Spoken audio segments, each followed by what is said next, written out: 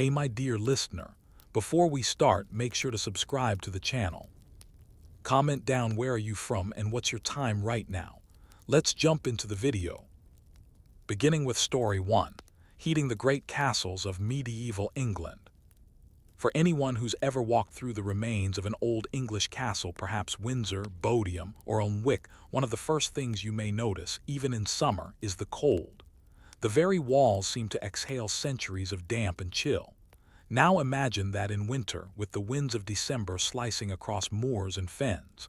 No insulation, no modern glass, and for the first few centuries, not even chimneys. When the Normans brought stone fortification techniques to England after 1066, the initial purpose of a castle was defense, not comfort.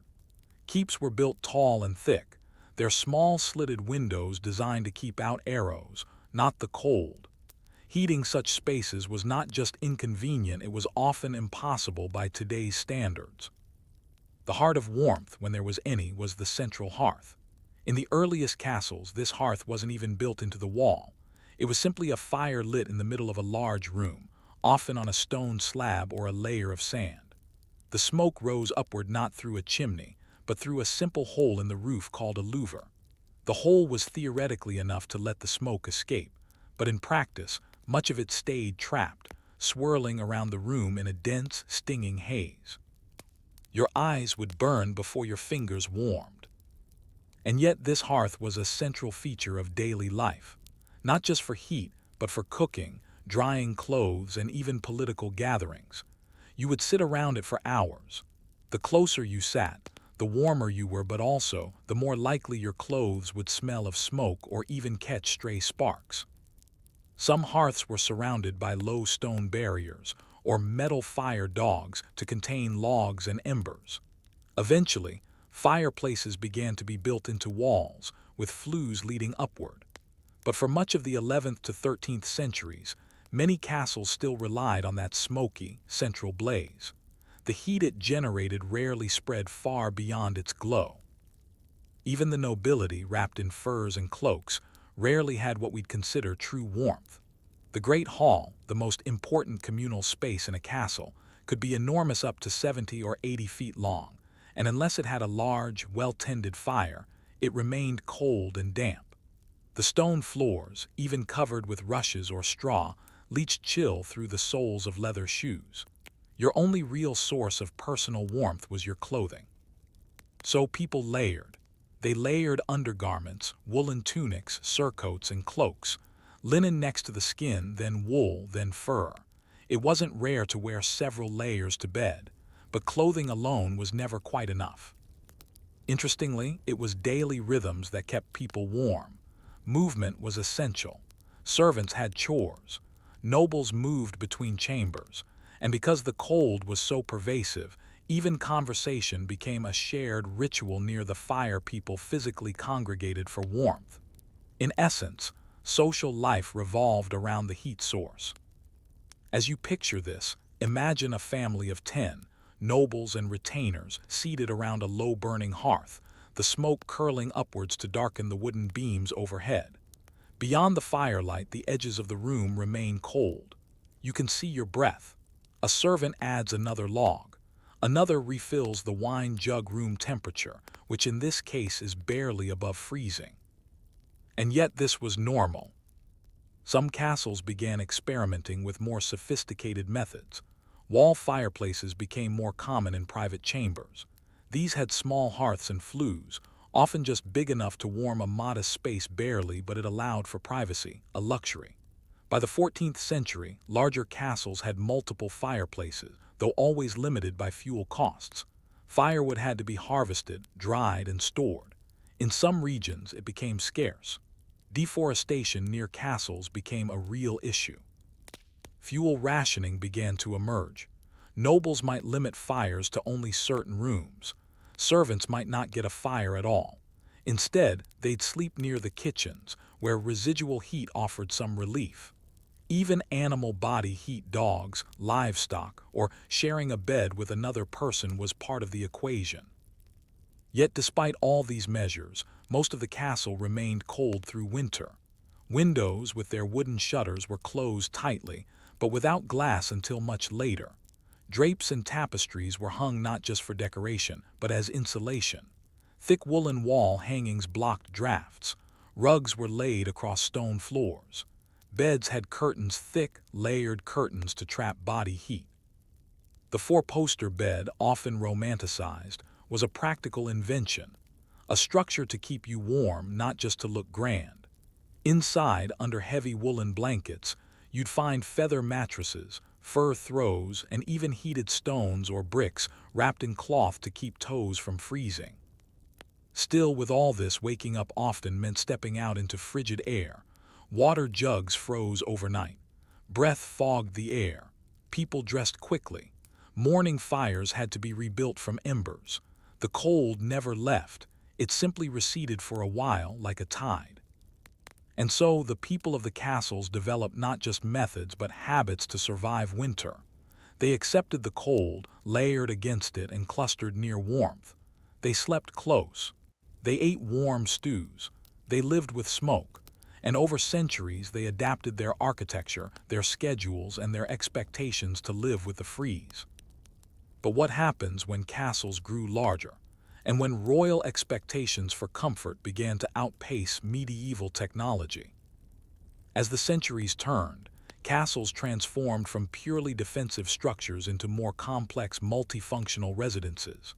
By the 14th and 15th centuries, the stark, rectangular keeps of the early Normans had evolved into sprawling complexes. There were inner and outer wards, towers, private chapels, and even pleasure gardens. And yet one problem remained maddeningly persistent: heat, or the lack of it. Once it had been enough to cluster around a smoky hearth in the Great Hall, but as castles expanded, so too did the expectations of comfort, especially for the ruling classes. Lords and ladies no longer wanted to simply survive the winter. They wanted to endure it with some semblance of ease.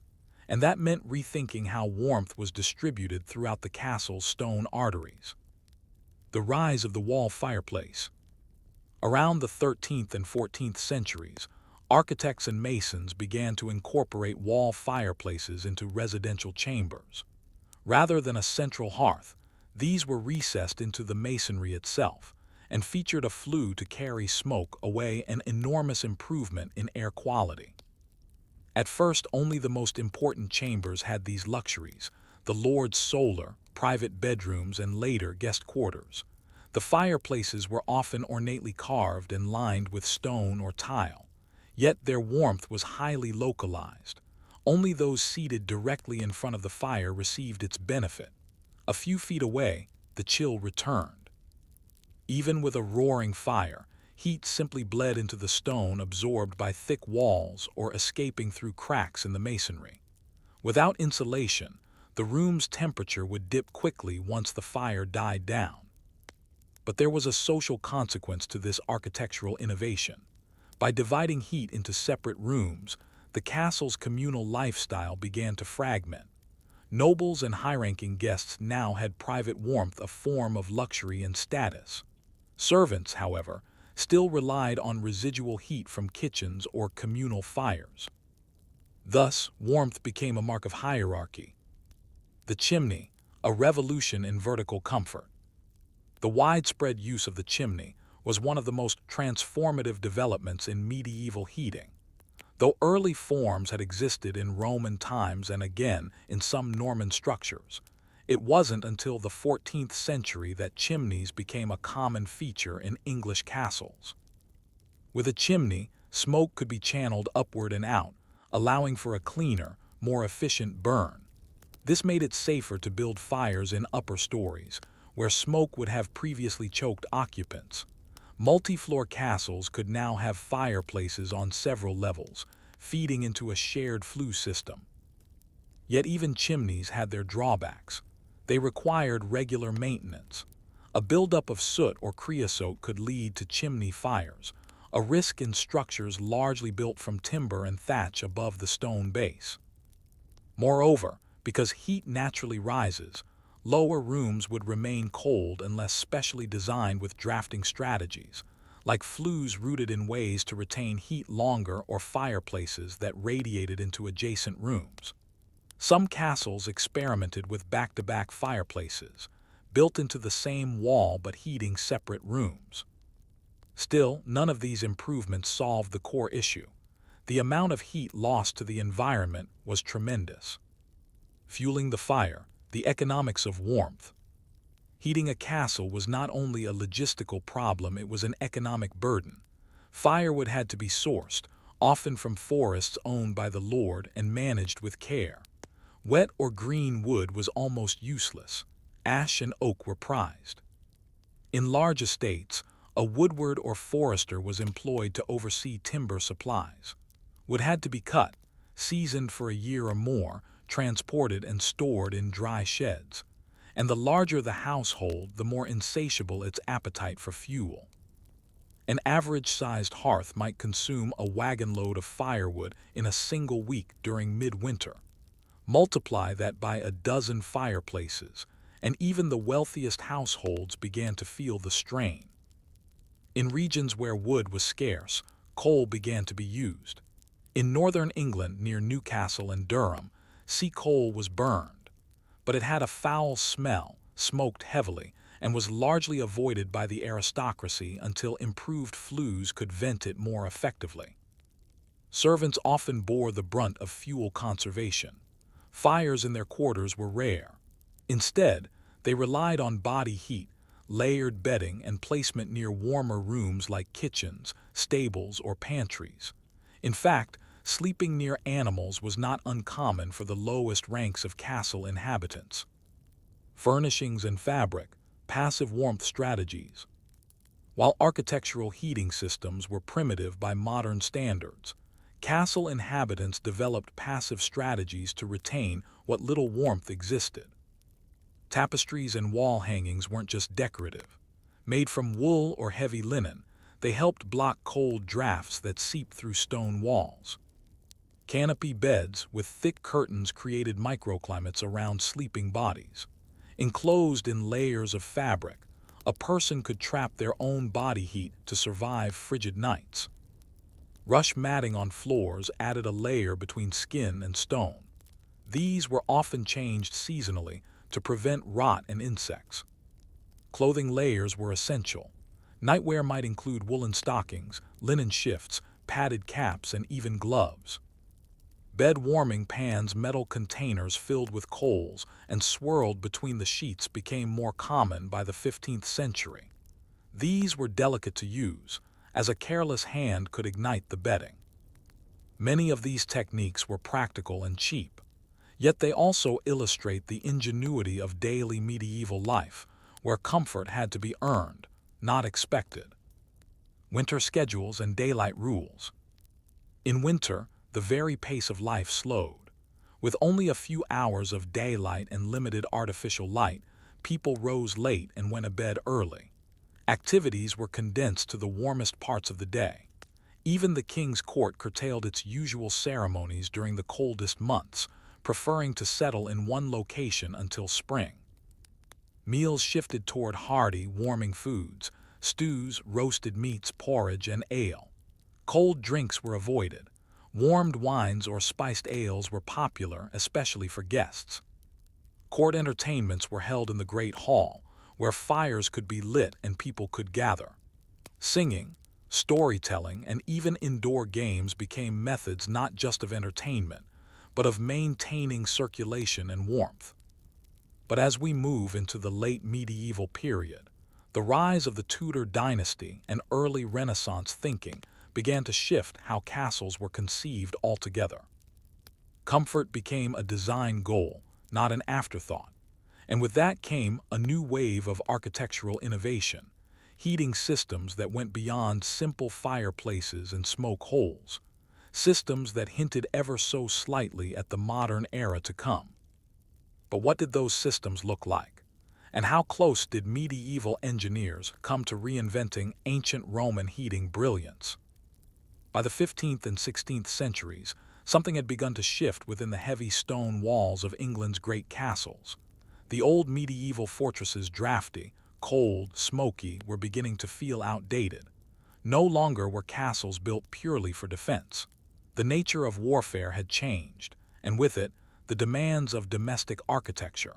Artillery made high walls vulnerable. Political stability reduced the need for private fortresses. In place of fortification came residence.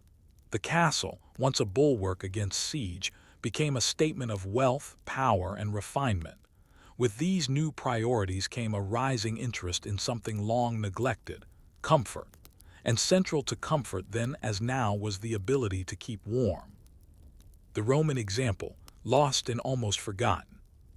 Centuries earlier, the Romans had perfected a method of central heating known as the hypocaust. This system, used in bathhouses and villas, involved raising floors on pillars, creating a space through which hot air and smoke from a furnace could circulate. Flues in the walls would draw the heat upward, warming entire rooms evenly. But after the collapse of the Roman Empire in the 5th century, such innovations largely vanished in Western Europe. In the chaos and reorganization that followed, maintaining complex heating infrastructure became less feasible. Simplicity and survival ruled. And so for nearly a millennium, people reverted to open fires, braziers, and heavily layered clothing. Yet by the late medieval period, some of these older ideas began to resurface, particularly among the more scholarly or continental-minded aristocracy. Architects and engineers, especially in the Holy Roman Empire and Eastern Europe, began to reconsider how heat could be moved, retained, and used more efficiently. The tiled stove, a northern innovation. One of the most significant advances in late medieval heating came from Central and Eastern Europe. The tiled stove, or Kasselofen, developed in the 14th century and spreading into the 15th and 16th. These ceramic stoves used a closed-fire design that radiated heat long after the fire went out. Built from glazed tiles, often beautifully decorated, these stoves weren't just functional, they were status symbols. Once heated, the stove's thick ceramic tiles would retain and slowly release warmth for hours. Unlike an open hearth, it didn't need to be constantly fed with fuel, nor did it fill the room with smoke. In parts of Germany, Austria, and Bohemia, these stoves became common in noble residences. The English, more traditionally wedded to their open fires, were slower to adopt them. But by the Tudor period, stoves and enclosed hearths began appearing in select corners of English castles and manor houses. The Tudor Revolution in comfort. With the rise of the Tudor dynasty in the late 15th century, England experienced a remarkable period of architectural change. The castles of old began to give way to manor houses, palaces, and country estates more refined, more ornamental, and decidedly more concerned with human comfort. Places like Hampton Court Palace, built by Cardinal Wolsey and later expanded by Henry VII, reflected a new design language. Brick was more common. Rooms were arranged not just for defense but for light, air, and privacy. And heat, lots of heat. Some Tudor homes contained dozens of fireplaces, each carefully integrated into the design of the residence. Chimneys, once rare and expensive, multiplied. Rooms were designed with corner fireplaces to save space and heat from two sides. Chimney stacks became taller and more elaborate, drawing smoke more effectively and allowing more efficient fires. Perhaps more than ever, warmth was a feature of social distinction. The number of chimneys a house had was sometimes even used to describe the house. A 12-chimney home meant wealth. In the wealthiest homes, warming rooms and privy chambers became increasingly lavish. Even lavatories, often simple stone seats over cesspits, were occasionally placed near chimneys to provide some small comfort during winter. Underground warmth, forgotten innovations. Though true central heating, as the Romans knew it wouldn't return in earnest until the 18th and 19th centuries, there were scattered experiments in late medieval Europe that hinted at something more advanced. Some castles featured ducted flues, built into walls to carry warm air from a kitchen or bakehouse into adjacent rooms. Others placed private chambers above the kitchens to benefit from rising heat. Monasteries, always more practically minded, sometimes featured passive heating systems, using stone corridors to conduct warmth from one part of the building to another. In rare cases, rudimentary air channels were used to carry smoke or warmth from fireplaces into upper floors, an early, imperfect version of warm air heating. These methods were far from standardized and remained experimental, but they reflect a growing awareness. Warmth could be engineered, not just suffered through. The persistence of cold. And yet, for all these innovations, most people remained cold. Servants still slept in unheated quarters or on rush mats in corridors. Children huddled under cloaks or shared beds. Water froze in pitchers overnight. Glass windows, if they existed, were poorly insulated and prone to shattering in frost. Even in noble bedrooms, the roaring fireplace might barely chase away the chill before it died in the night.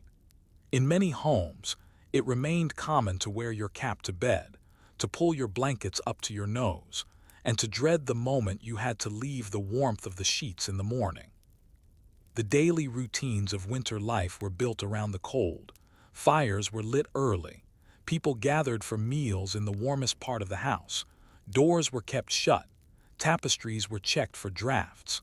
Cloaks were hung near the fire so they could be warm when worn again. This was the quiet rhythm of castle winters, not dramatic, not filled with battles or intrigue, but instead the slow, stubborn work of staying alive and comfortable in a world that was built to withstand attack, but not always the cold. From fire to furnace, a legacy of survival. Looking back, we often see castles as relics of war, of political power, of romanticized medieval life. But beneath the banners and battlements were layers of practicality. A castle had to function, not just defend. It had to feed people, house them, keep them warm. The evolution of heating within castles reflects a broader truth about human history, that much of our innovation comes not from grand ambition, but from small discomforts: the icy floors, the smoky rooms, the nights when your toes never warmed, no matter how many layers you wore. In the end, the story of castle heating is not just about chimneys or tiled stoves. It's about people learning, adapting, and quietly reshaping their world, one stone hearth at a time.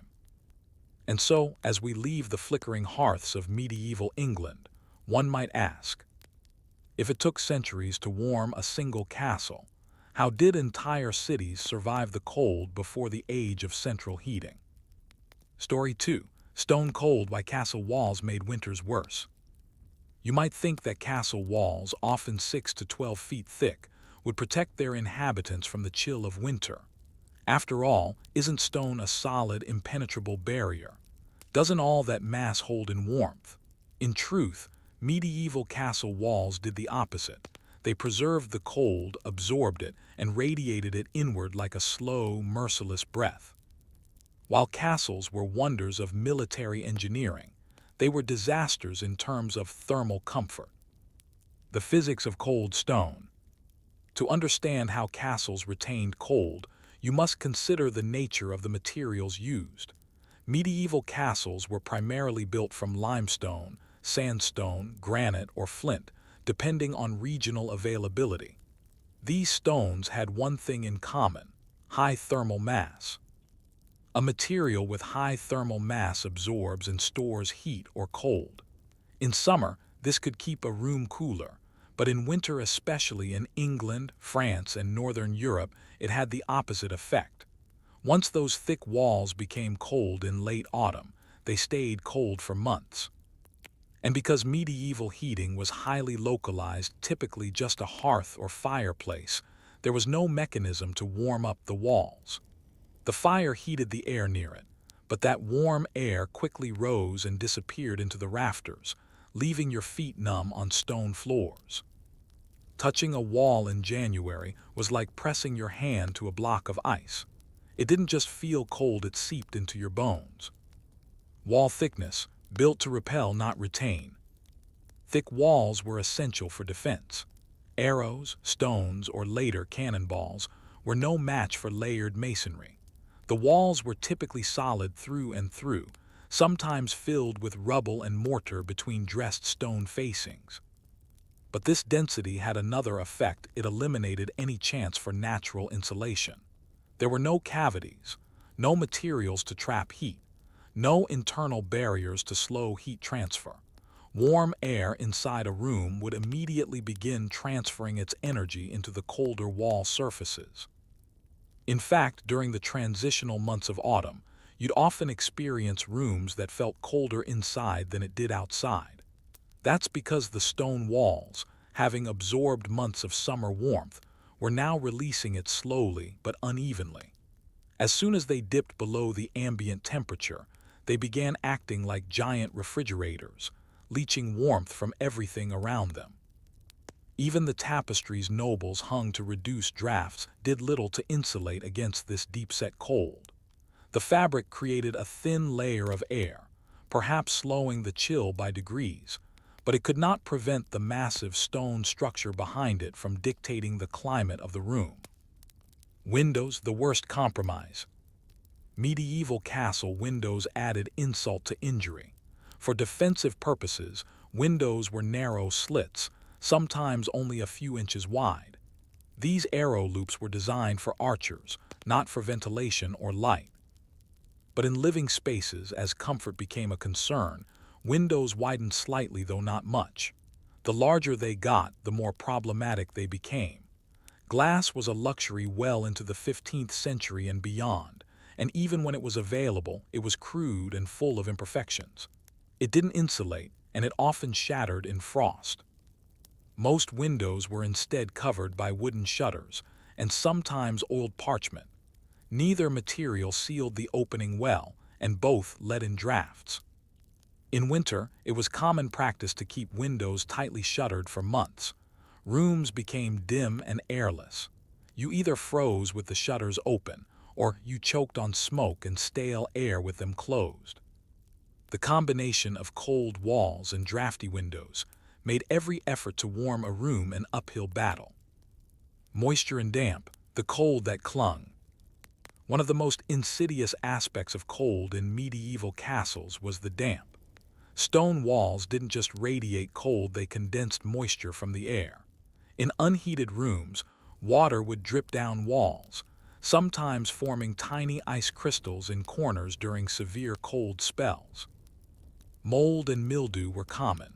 Wooden furniture would swell and warp. Textiles had to be aired and dried constantly to avoid rot. Clothes hung near walls could become slightly damp by morning, just from exposure. Flooring, too, contributed to the damp chill. Stone or packed earth was the standard, covered with rushes or straw.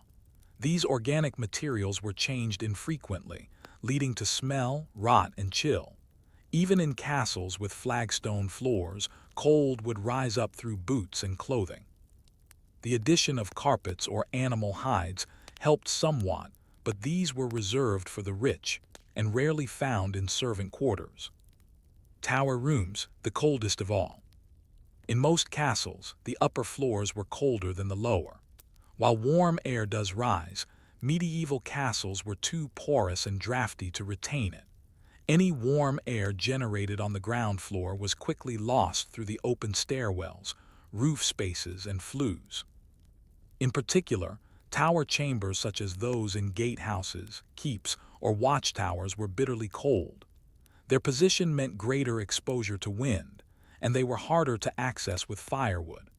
Guards and sentries stationed in these areas were known to stuff straw under their clothes, wear heavy woolen cloaks, or rotate shifts frequently during harsh winters. Even noblewomen placed in tower rooms for privacy or security had to endure bitter cold. Letters from the period occasionally mention women complaining of being left to freeze in a tower, and some chambers developed reputations for being impossible to heat, no matter how much wood was burned. Internal cold, the limitations of heat distribution. Fires were rarely placed in the center of a castle room. Once wall fireplaces became more common in the 14th century, they were built with practicality in mind, stacked one above the other, sharing a chimney flue to conserve space. But this meant that only specific rooms were ever truly warm. Kitchens, great halls, and the Lord's chambers were prioritized. Storage rooms, hallways, galleries, chapels, and servant dormitories were left unheated.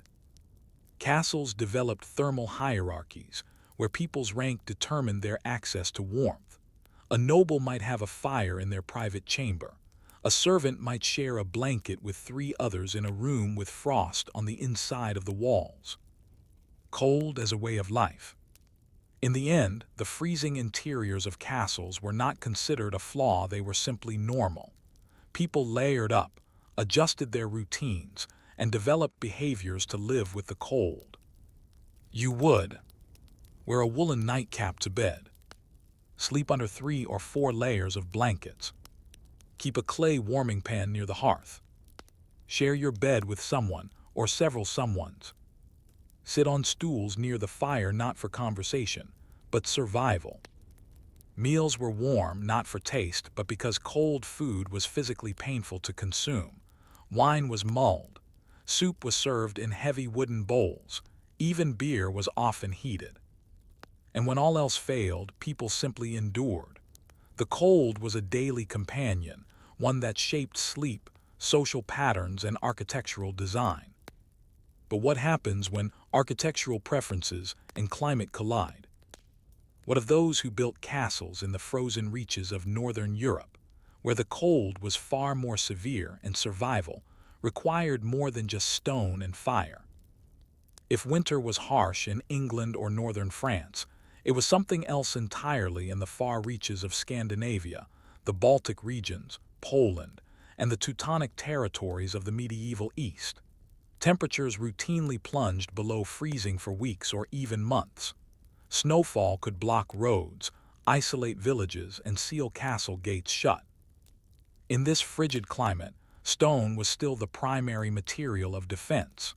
Yet the people who lived within these fortresses needed to survive not just cold, but cold that killed.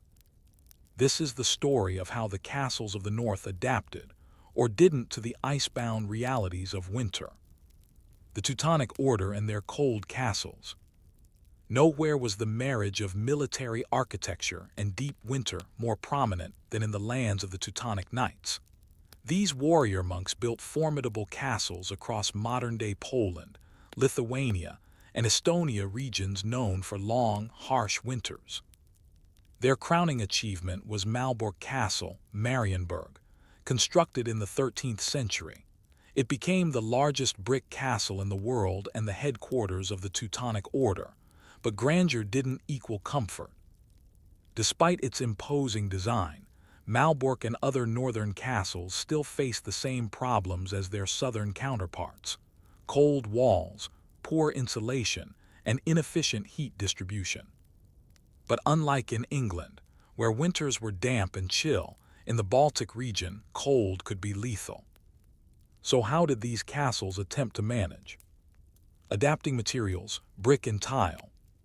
Unlike English castles made of quarried stone, many northern castles, especially those in the flatlands of Poland and Prussia, were built from brick.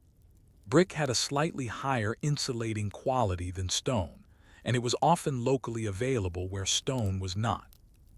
But brick still absorbed and radiated cold, and unless fired and constructed with insulation in mind, they offered little improvement in severe winters. More helpful was the integration of tile stoves, especially in the German-speaking world. These ceramic stoves became standard in northern castles by the 15th century. The Kasselofen, as it was known, allowed for a slow release of heat throughout the day from a single firing. This was crucial in climates where firewood had to be conserved, and rooms needed to stay warm for long stretches without constant attention. Stoves over fireplaces. While English castles clung to fireplaces and open flames, Northern Europe shifted its heating strategies to enclosed stoves much earlier. These stoves had several advantages. They burned fuel more efficiently. They released less smoke into living quarters. They could be placed in adjacent rooms, with only the heated surface extending into a chamber. This design meant that fires could be tended from service corridors, keeping smoke and labor out of the noble's chamber. In many cases, one central furnace heated multiple rooms by connecting a network of ceramic radiators through walls. This wasn't central heating in the modern sense, but it came surprisingly close. The influence of Scandinavian design. In Sweden, Norway, and Denmark, the story of winter heating took a different path. Here, wooden structures were more common than stone in many domestic buildings, especially outside cities. But for castles such as Bohus Fortress or Akershus Castle, stone construction prevailed. Scandinavian builders developed a culture of layered insulation, with rooms that were smaller, more compact, and easier to heat. Instead of one vast great hall, buildings often had smaller chambers, reducing heat loss. Windows remained minimal. Wooden shutters were used with tight-fitting seals. Double doors were introduced in entryways to reduce drafts. Some homes even experimented with double walls, creating an air buffer between the cold outside and the inner room, a principle used in log houses and later adopted in rural architecture. The emphasis was not on grandeur, but practical heat retention. Where English castles had room for pomp, Nordic design focused on thermal efficiency. Layering as a cultural strategy. In these regions, survival wasn't left to architecture alone. Clothing, daily habits, and diet became essential tools in the fight against winter. Wool and fur dominated wardrobes. Inner garments of undyed linen were covered with woolen tunics, then cloaks, and finally fur-lined mantles. Even indoors, people wore layers, often sleeping fully clothed. Bedding was equally layered. Feather beds were popular among the wealthy, with fur throws and wool blankets piled high. In the most extreme climates, people slept with warm stones, bricks heated in the fire, or even burning embers sealed in clay vessels tucked beneath the bed. Food became a warming tool. Hearty stews, thick breads, and hot mead or ale were consumed not just for nutrition, but to generate internal warmth. Fermented foods were preserved over winter, and root vegetables were staples. The idea was not just to stay warm, but to build warmth from within. Servants in the cold. Even in castles with sophisticated stoves and warming strategies, warmth was reserved for the elite. Servants slept in unheated quarters, sometimes in basements, storerooms, or wooden lean-tos built against the stone walls. Their bedding was straw, and their blankets, if any, were rough wool. Body heat and clustering were the only sources of comfort. Entire servant families might sleep in one room, taking turns near a cooking fire or stove. Work in winter was relentless. Firewood had to be fetched, stoves stoked, snow cleared, ice broken for water. These labors were cold, wet, and often dangerous. In Northern Europe, the death rate among servants, laborers, and peasants rose significantly in winter, not from war, but from exposure, hypothermia, or untreated illnesses made worse by cold. Castle chapels, kitchens, and corner warmth. Only a few areas of the castle remained reliably warm in winter. The kitchen, often located in separate wings to reduce fire risk. The chapel, where small fires were maintained to keep ink and hands from freezing. Passageways above bake ovens, where bread and heat were both essential. Some clever castles rooted warm flues beneath flooring, especially in chapels or the Lord's solar, creating an early form of radiant heat. These methods, while rare, were the medieval world's attempt to rediscover what the Romans had once perfected. Winter silence, cold as a shaper of life. What's often forgotten in the story of cold castles is how silence and stillness shaped winter life. The cold was not just physical, it was social. Movement slowed, voices dropped, activity retreated to core spaces. Servants whispered, Nobles stayed in bed later. Meals were briefer. Letters from the period note that the castle sleeps till the sun warms it, or that nothing stirs till the hearth is fed. In winter, a castle was not a bustling place. It was half asleep, cloaked in quiet, waiting for warmth. But the cold could not be ignored forever. As the Renaissance dawned, a new interest in science, anatomy, and engineering brought heating innovations out of the dark. Experiments with air flow, heat circulation, and fuel efficiency began to pave the way for a future where castles could become truly livable homes. Still, even with these advances, there remained one inescapable truth. What happens when fire itself becomes the enemy? If stone walls were the silent culprits of cold in castles, fire was the paradox at the heart of survival, both savior and saboteur. A flickering hearth could mean the difference between life and frostbite, yet it brought with it a host of hidden dangers. In a world before chimneys became standard, when firewood was precious and fire control rudimentary, warmth came at a steep and smoky cost.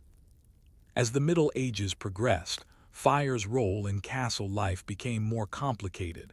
It was the source of comfort but also of discomfort, a protector and a threat, a symbol of hospitality and the destroyer of many great halls. Before chimneys, the age of smoke-filled rooms. For many centuries, castles had fires without chimneys. Before flues became widespread in the 13th and 14th centuries, smoke from open hearths simply rose into the air of the room. It gathered in rafters, clung to walls, and eventually escaped through a louver, an opening in the roof that could be adjusted in theory to release smoke. In practice, these openings were often ineffective. On windy days, drafts forced smoke back down into the hall. On calm days, it lingered, creating a dense, acrid haze that blackened ceilings and seeped into every textile. In the great hall where nobles dined, entertained, and passed judgment, smoke was a constant companion. Visitors frequently reported red, watery eyes, soot-covered clothing, and the pervading stench of burnt wood and fat. Candles and torches only added to the pollution. In smaller rooms or during bad weather, the situation worsened. Fires couldn't be extinguished, but ventilation couldn't always be improved. People tolerated the semi-toxic atmosphere because the alternative, freezing, was worse. The soot problem. One of the lesser-discussed consequences of castle life was soot accumulation. Over time, smoke from open fires would coat every surface. Walls turned black. Tapestries and drapes absorbed odors and grime. Furniture became stained. Even food cooked over open flames was often tinged with smoke. The buildup of soot created fire hazards as well. Dry particles, when thick enough, could ignite from stray sparks. In chimneys, the problem was even more pronounced. As flues became more common, so did chimney fires, caused by the buildup of flammable creosote inside vertical shafts. Even the royal palaces were not immune. In the 15th and 16th centuries, records from places like Hampton Court note repeated fires that destroyed wings of buildings, often sparked by poorly maintained chimneys or neglected embers. The irony of castle warmth was that, even with thick stone walls, fire could turn a fortress into an inferno in a matter of minutes. Firewood and fuel, scarcity and strategy. As castles grew in size and prestige, their appetite for firewood expanded exponentially. Heating dozens of rooms even inadequately required massive quantities of timber. Local forests were often stripped of usable wood. This led to the employment of full-time foresters and woodwards, fuel laws regulating access to firewood for peasants, long-term efforts at woodland management, including controlled coppicing and replanting. Some castles even kept records of how much wood was burned per fireplace. In especially large households, the annual fuel consumption could be measured in hundreds of cartloads. The difficulty of sourcing enough wood led to exploration of alternatives. Peat was cut from bogs and dried light and slow burning, It was common in Ireland and Scotland. Charcoal burned hotter and cleaner, but was labor-intensive to produce. Sea coal, early fossil fuel, was available near ports like Newcastle, but it smoked heavily and was disliked for indoor use. Regardless of the fuel, warmth was a calculated expense. Fires were rationed. Rooms were left unheated. The kitchen and great hall took priority. Bedrooms and servant quarters went cold. The limitations of fire.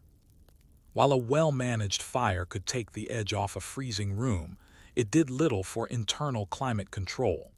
Heat was never evenly distributed. One side of a room might be toasty, while the other remained icy. Structural features made this worse. High ceilings allowed warm air to rise out of reach. Stone floors absorbed warmth from below. Gaps in wooden doors, poorly sealed windows, and roof drafts let cold air flood back in. Even with a roaring fire, one might still see their breath on the far side of the room. To mitigate this, castles experimented with low ceilings in private chambers, enclosed bed hangings, and tapestries to limit drafts. Some households placed screens around fireplaces to direct heat toward seating areas. In some advanced cases, flues were extended through walls to warm adjacent rooms, or built to radiate heat through stone, a crude precursor to underfloor heating. Yet these remained exceptions. For most, the fire was a blunt instrument, not a refined tool. It blazed, crackled, and smoked, but it did not truly heat the castle. Social dynamics around the hearth. Interestingly, the placement and function of fires created social hierarchies in physical space. In the Great Hall, the high table, where the lord and lady sat, was placed closest to the main hearth. Retainers, guests, and minor officials sat further back, in descending order of importance. Servants and messengers remained near doorways or stood in passageways, where drafts made warmth nearly impossible. Fire became a metaphor for privilege. Who got to sit near it, who had to feed it, who was never allowed to approach it. In private chambers, personal fireplaces became status symbols. To have your own meant independence. To share one was common. To have none was to endure winter in silence, shivering in the margins of castle life. Ashes and aftermath. Fires required constant tending. The labor of building, stoking, and cleaning them fell to servants, often boys and kitchen hands. Each morning began with clearing ashes, hauling in new wood, and restarting the blaze from glowing embers. Ash had to be disposed of carefully. Left to smolder, it could start a fire. Disposed of too quickly, it made rooms dusty and unlivable. And with every fire came debris. Fine layers of soot settled on everything. Ink and manuscripts decayed faster in smoky rooms. Food spoiled more easily. Breathing problems, likely exacerbated by long-term smoke inhalation, went unrecognized but were certainly present. For all the warmth fire gave, it demanded attention, space, fuel, labor, and caution. It was a ceaseless responsibility. The beginning of the end for cold castles. By the 17th century, attitudes toward fire, heat, and comfort began to change. Advances in metallurgy, flue design, and fuel management made domestic stoves more efficient. The rise of coal as a viable heating source further altered building practices. Castles were increasingly seen as relics, their thick stone walls ill-suited to the emerging values of domestic life. The wealthy began building manor houses, palaces, and urban residences with warmth in mind. Rooms became smaller, ceilings dropped, windows improved. Fires were enclosed in cast iron grates and ceramic-lined hearths. Later, with the advent of central heating, the dream of a truly warm interior became possible centuries after the first fires were lit in open halls. Yet the medieval castle remained a monument to endurance, a place where comfort was not assumed, but achieved one smoky hearth at a time. And so we return to the castle, its walls cold, its fires glowing faintly in the night. Outside, snow falls. Inside, a servant adds another log and nobles draw their cloaks tighter. Warmth in this world is fleeting, hard-earned, never guaranteed. But what of the simple people, those who lived not in castles, but in the huts and hovels beneath their walls? How did peasants without stoves, servants, or stone survive the same winters? Story 3. Feathers, Furs, and Firewood Bedtime Rituals in the Highlands. In the Scottish Highlands, winter was not a guest, it was a permanent resident.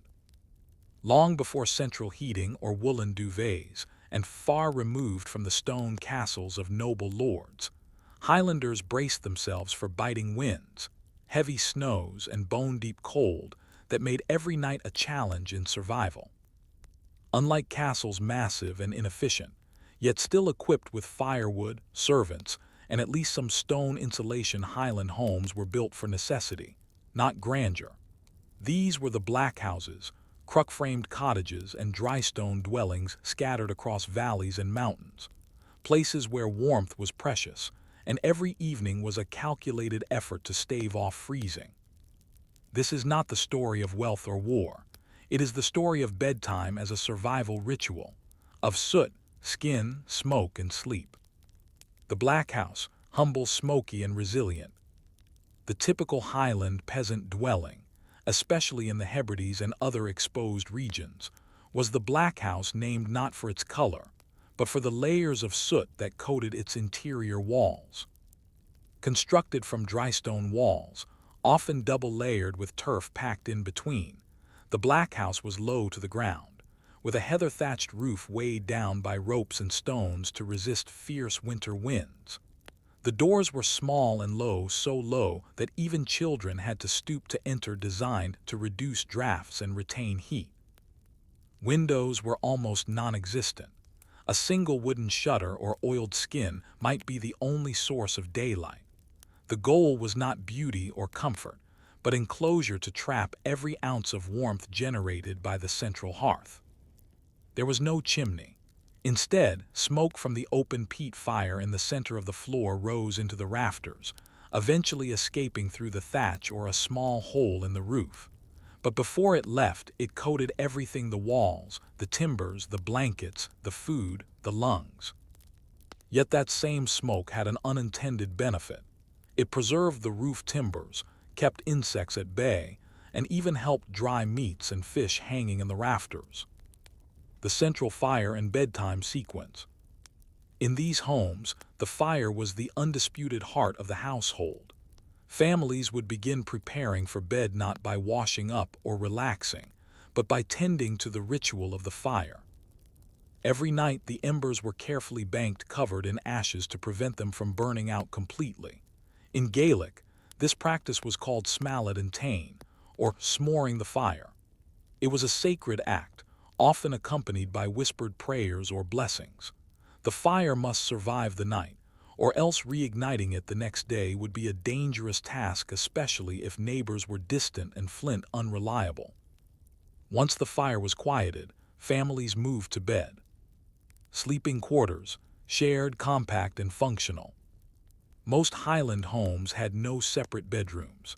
Instead, beds were often built into the walls, called box beds or alcove beds, enclosed by wooden panels or heavy curtains to trap heat. These were the warmest spots in the house, close to the fire, and shielded from drafts. Box beds were designed to mimic a cocoon. Inside, the sleeper was surrounded by wood on 3 sides and could pull a curtain closed on the 4th. The interior was narrow, and that was intentional. The smaller the space, the less body heat escaped. These beds were shared, often by 2 or 3 people. Children slept together for warmth, or with a parent.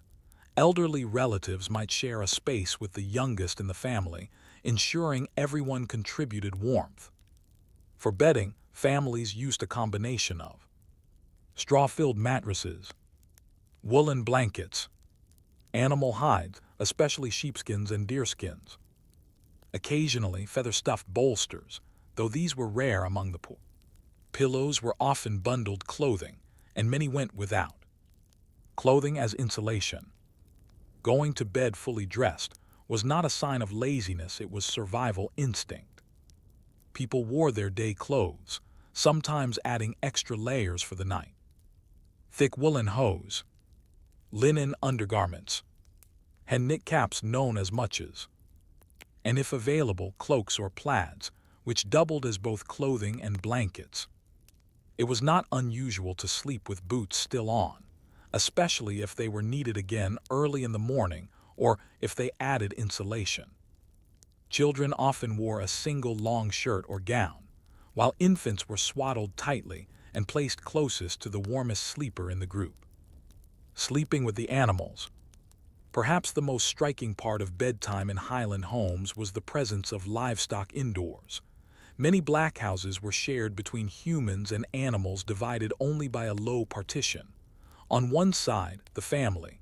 On the other, cows, goats, sheep, and chickens. This arrangement was practical for several reasons. Animals' body heat raised the temperature of the room. It protected livestock from predators and winter storms. It allowed easier milking and feeding in the early hours. The smell was strong. The floor was often uneven, damp, and covered in straw and manure, but it was warm, and warmth trumped cleanliness. The presence of animals also provided psychological comfort. The quiet chewing of a cow or the low grunt of a pig was part of the ambient soundscape of sleep. It meant life continued. It meant you were not alone in the cold. Sounds and silence, the nightly atmosphere. A Highland night was not quiet.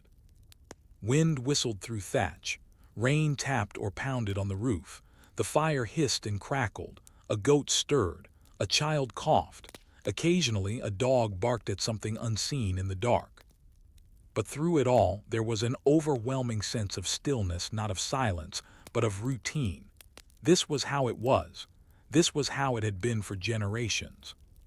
People didn't expect comfort. They didn't chase warmth. They worked to contain it, to hold it, to preserve what little heat existed, and to share it with each other. Bedtime as ritual, not luxury. To sleep in the Highlands in winter was to engage in a communal effort. From banking the fire, to placing the youngest near the warmest part of the bed, to making sure the animals were calm, each step mattered. The nights were long. In December, darkness lasted 16 to 18 hours. People didn't sleep straight through. Instead, they practiced segmented sleep: a first sleep in the early evening, a waking period in the middle of the night to pray, tend the fire, or check on animals, and a second sleep until dawn. This interrupted rhythm became natural. The time between sleeps was called the watch. It was quiet, contemplative, and often spent in near total darkness, save for the low glow of embers. It was during these hours between sleep and waking that people most felt the cold. And it was also when they most felt the closeness of family, the hush of shared breath under hides, the weight of centuries in a single stone room. But as winter dragged on and firewood ran low, what happened when people couldn't afford to stay warm? When illness, famine, or isolation stripped away even these fragile bedtime rituals. In the Highlands, fire was life, but what happened when the fire went out? In winters that lingered too long or arrived too soon, when the peat ran short or a storm flooded the storage pits, Highland families faced the nights without flame. This was more than an inconvenience, it was a confrontation with nature's indifference. No warmth, no light, just darkness, frost, and the knowledge that morning might not come easily. And yet the people survived, not always comfortably, not always well, but with a resilience born of generations who had passed down not luxuries, but methods. Survival in the absence of warmth wasn't about endurance alone. It was about ingenuity, ritual, and community. Peat shortages and fuel scarcity. Peat was the Highlanders' answer to firewood, which was rare or completely absent in many areas. Dug from bogs, cut into bricks, and dried over months, peat was smoky and slow-burning, with a distinctive earthy smell. It could last longer than wood, but it had to be harvested in good weather and stored carefully to remain useful. A summer of bad weather could ruin an entire winter's supply. Peat would stay damp, grow moldy, or fail to dry properly. When burned in that condition, it smoked terribly and produced little heat. In years of scarcity, peat was rationed. Fires were lit only for cooking and then quickly extinguished. The banking ritual at night became more cautious. A small glow was coaxed to survive till morning, like a secret being passed from one day to the next. If the fire died overnight and flint was in short supply, families were forced to walk to a neighbor's house, sometimes miles away, to beg a spark. There are accounts of children being sent barefoot through snow to retrieve a single ember in a covered pot, wrapped in wool, to reignite the household flame. Alternate heat sources: bricks, stones, and bodies. When no fire could be maintained, Highlanders relied on thermal mass to trap what little warmth they could. Large stones were heated in the fire during the day, then wrapped in wool or fur and placed under the bedding at night. If the fire failed, the same stones could still provide a few hours of retained heat. In the absence of even this, iron cooking pans, filled with hot grain or embers, were tucked under beds, dangerous but effective. But the most reliable source of warmth was each other. Families arranged themselves carefully. The youngest and weakest slept in the middle, surrounded by siblings or parents. Sometimes grandparents or unmarried relatives were added to the cluster, creating a chain of warmth. Dogs, too, were invited into bed not out of affection alone, but because they helped keep frost from forming on blankets. There was no shame in this. Warmth was communal, and pride gave way to practicality. Furs, feathers, and improvised insulation. When the hearth failed, bedding became the final line of defense. The use of animal skins was common not just for warmth, but for their ability to repel moisture, crucial in a home prone to damp. Sheepskins were the most accessible, providing both insulation and softness. Deerskins, when available, were prized for their durability. In wealthier or luckier households, feather-stuffed bolsters or quilts existed, but these were rare in remote communities. Blankets were rarely woven for warmth alone. Instead, Highlanders layered cloaks, shawls, kilts, and even sacks over the beds. Anything with fabric value was repurposed. As insulation, dried bracken, moss, and wool scraps were stuffed between wall cracks or under bedding. Even the walls themselves were sometimes lined with spare clothing to keep wind out. Still, on the coldest nights, the air inside might drop below freezing. Breath turned to mist. Frost formed on inner beams. In some black houses, ice coated the inside of windows or shutter holes as wind crept through the thatch. Illness and cold, the hidden toll. Lack of fire brought not just discomfort, but illness. In a time before germ theory, people understood that cold led to coughs, and that coughs could kill. Respiratory infections were rampant in winter, worsened by damp air, animal proximity, and poor ventilation. If someone grew ill, they were often kept closest to the hearth, or in the warmest box bed, regardless of family hierarchy. The sick were wrapped in every available cloth, and warmed with hot stones if possible. Herbal remedies were brewed from local plants: thyme, yarrow, heather, and administered in stews or teas. But without warmth, recovery was difficult. Infants were especially vulnerable. Stillbirths rose in winter months, and infant mortality increased when homes grew too cold to maintain body heat. The oldest, those who had survived many winters, often succumbed to the long sleep, when warmth became too hard to hold on to. The psychological weight of a cold night. There's a quiet toll to living without warmth. Beyond the physical, cold wears down the spirit. In oral traditions and Highland folklore, cold is often described not as a force of nature, but as a presence, something that seeps into the soul, that whispers in corners and curls under doors. It was a test of character, and sometimes a punishment. To live without fire meant more than shivering. It meant losing the sense of control over your world. A home without warmth was a home where death could knock. Children cried more. Old men said little. The nights stretched longer. Dreams grew heavier. Yet out of this despair came ritual, rhythm, and resilience. Sleep as a community effort. Without warmth, sleep became less of a retreat and more of an activity practiced, shared endeavor designed to survive the dark. One person rose each hour to check on the fire or embers. Children were wrapped and rewrapped as they kicked off covers. Food, if hot, was kept in clay pots near the bed to provide heat and morning nourishment.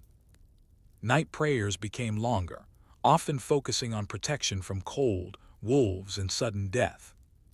No one truly slept soundly on those nights, but no one slept alone either. The role of neighbors and community fires. In rare cases of extreme cold, when a home's fire had died and no fuel remained, neighbors intervened. It was not uncommon for multiple families to gather in a single house, pooling embers and blankets. Larger homes might host a community night, especially when a birth or death was imminent. These were not celebrations, but acknowledgments of vulnerability, a way to share body heat, food, and presence. In this, there was something remarkable. Even when no one had enough, they still shared. Because isolation, more than cold, was the greatest threat. But in time, even the highlands would change. As trade expanded and contact with southern towns increased, new ideas about warmth and health crept into daily life. Fire would return, chimneys would appear, beds would be built wider, higher, and softer. Still, the memory of those fireless nights, and the rituals born from them, would shape Highland culture long after the embers cooled. Yet before that change came, how did these people manage when snowstorms sealed them in for days? When the wind howled outside and no help could reach them? In the Highlands, to be snowed in was not an emergency, it was a season. Unlike the sudden, frantic reactions we associate with modern snowstorms, Highlanders anticipated snow as part of the rhythm of winter. They prepared for it in quiet, deliberate ways. But sometimes, nature overstepped even the most careful planning. When the snow fell too fast or drifted too high, when roads disappeared and winds howled like banshees down glens and over moors, entire families could vanish into isolation, sealed within their blackhouses, wrapped in the dark, left to wait for the world to return. When the door disappeared, most Highland homes had only one door, small, low, and facing away from prevailing winds. It was built to resist the cold, not to fight it. But snow, especially wet snow, drifted easily. A single night of storm could pile snow waist-high against the entrance, and more. Sometimes the door simply disappeared. Buried under ice and drifts, it became part of the wall. Families awoke to find themselves trapped. No clear exit, no light, only the cold blue glow of snow pressing in from outside and the faint orange glimmer of banked embers inside. If the thatched roof had held, they were lucky. If not, snow might sift through holes in the eaves, dusting the bedding, the fire pit, even the food. Still, there was no panic. These events had occurred before. People dug slowly, carefully, sometimes waiting for the weight of snow to shift. In deep isolation, they preserved their resources. They didn't open the door unless absolutely necessary. The goal was simple: retain warmth, preserve food, and wait. Food in the cold days. In these sealed winters, food became both warmth and ritual. Preserved goods took center stage. Barley bannocks made from the autumn stores. Salted fish or dried venison hung in rafters. Hard cheese, aged and sliced with effort.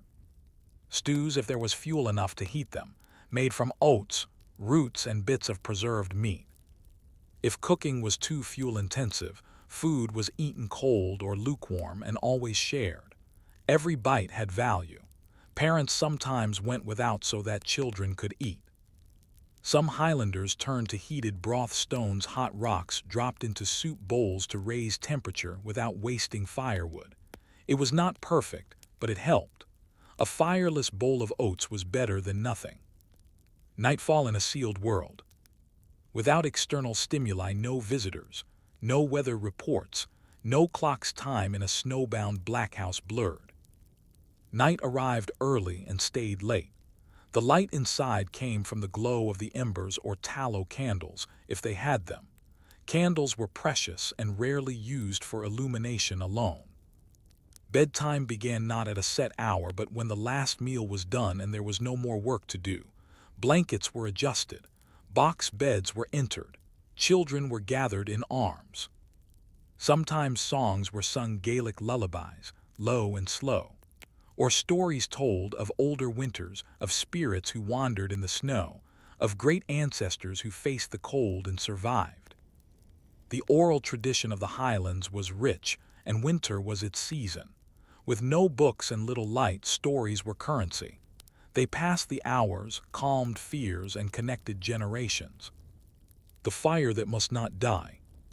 In deep snow, keeping the fire alive became an obsession. Fires were never left unattended. If one person slept, another kept watch. Embers were turned, banked, or coaxed with breath. Children were taught from a young age how to s'more the fire, how to gently poke at it without sending sparks flying, how to recognize when it was dying, and how to bring it back without overfeeding it. Peat supplies, usually stored just inside the door, might be unreachable if snowed in. Families dug small channels through snowdrifts inside the house to reach their peat piles. If fuel ran low, peat dust, bracken, and even animal dung were pressed into service. It was not pleasant, but it burned. The sound of waiting. There is a particular silence that falls when snow seals the world. No footsteps, no animals, no wind, just the low crackle of a fire, the breathing of the family, the shifting weight of snow on the roof. But this was not a stillness of peace. It was a stillness of listening. For sounds that would mean the world had resumed. The drip of melting snow. A knock at the door from a neighbor with a shovel. The crack of ice giving way on the lock. A voice calling from outside. Until then, the family remained within, suspended in an enforced hibernation. Returning to the world. Eventually, snow melted, or was dug away, doors opened, stiff with ice. Light returned to the house. The first breaths of outside air stung the lungs but felt like revival. Neighbors gathered, stories were exchanged. Losses of livestock, of fuel, of elderly kin were mourned, but life resumed. These snowbound nights were never forgotten. They were markers in time, milestones by which people measured the severity of a winter, the strength of a household, or the resilience of their children. In some communities, they were referred to by name: the long drift of '94, or the storm that froze the wells. They were whispered over fires for generations, reminders of what cold could take and what it could not. The cold within and the warmth between. Through these rituals, Highlanders built a world not free from cold but resilient to it. They didn't just fight the cold. They accepted it, planned for it, and surrounded it with community and meaning. At bedtime, they did not slip into dreams expecting ease. They prepared for the night as they prepared for a storm, with structure, with care, and always together. Even today, the echoes of these bedtime rituals linger in Highland culture, in the songs, the stories, and the memory of homes that stood low to the ground, glowing faintly against the longest night. And so, while castles fought cold with stone and servants, and nobles chased comfort with fire and tapestries, it was in the smallest homes on the hardest nights that the most tenacious warmth was found, shared across a bed, wrapped in a plaid, fed with stories, and never entirely extinguished. But if Highlanders survived the cold with heart and heritage, what of the engineers who dared to change the very architecture of heat? Story 4. The Smoke Hole Solution: How Early Chimneys Changed Castle Life. For centuries, castles and homes across Europe shared a smoky secret. They had fires but no chimneys. Instead, smoke drifted freely into the room, rising sluggishly toward a louver, a hole in the roof that offered limited, often frustrating relief. The smoke might exit, or it might settle thickly into the rafters, stinging eyes, blackening beams, and soaking into every inch of fabric and skin. The hearth, central as it was to domestic life, brought with it a simple and suffocating problem: no efficient way to remove smoke. The solution to this long-standing dilemma came not as a sudden invention, but as an evolution in masonry, design, and thinking: the chimney. And while it may seem humble today, the chimney did more than clear the air. It reshaped castles, restructured rooms, and redefined warmth itself. The louver, smoke's false escape. Before chimneys, the central hearth was built directly on the floor of the great hall or central chamber. Fires were kept alive around the clock, both for heat and cooking. Smoke rose, in theory, toward the louver above a covered hole that could be opened or closed with a pulley system or pole. In theory. In reality, the louver's efficiency was dictated by the wind, the weather, and the size of the fire. Smoke often lingered at head height, forcing people to crouch low or sit against walls. Visitors to 12th century castles noted that long meals were eaten in a constant haze, and that after hours around the fire, one's hair and clothes stank of ash. Some halls had a second-story gallery or high window slits to help vent the room, but these were makeshift at best. Even royalty, such as Henry II, was known to complain of smoky halls during winter court assemblies. So why did the louver persist for so long? Simplicity. It required no additional masonry, no flue construction, and no complex design. It was the default until someone asked a better question. The birth of the wall fireplace. By the 12th century in France and parts of England, the first experiments with wall-mounted fireplaces began. Instead of an open central fire, the hearth was set into the wall, and smoke was directed upward via a built-in shaft. These early wall fireplaces were small, narrow, and largely inefficient, but they offered a crucial improvement: containment. Rather than letting smoke wander freely, it was sent into a shaft that rose up through the wall. The fire could burn hotter. The room stayed clearer. People could stand or dine without coughing fits. This design introduced the earliest form of the chimney, flue, a vertical passage made of stone or brick that vented smoke out above the roof line. Still, these were rare. Only wealthy nobles or ecclesiastical buildings could afford the labor and materials needed to carve fireplaces into thick stone walls. And until techniques improved, flues often cracked, collapsed, or smoked backward, failing to draw properly. Technological advances and the chimney boom. By the late 13th and early 14th centuries, major technological advancements began to change everything. Improved brickmaking allowed for uniform, durable flue construction. Hooded fireplaces were designed to guide smoke more efficiently.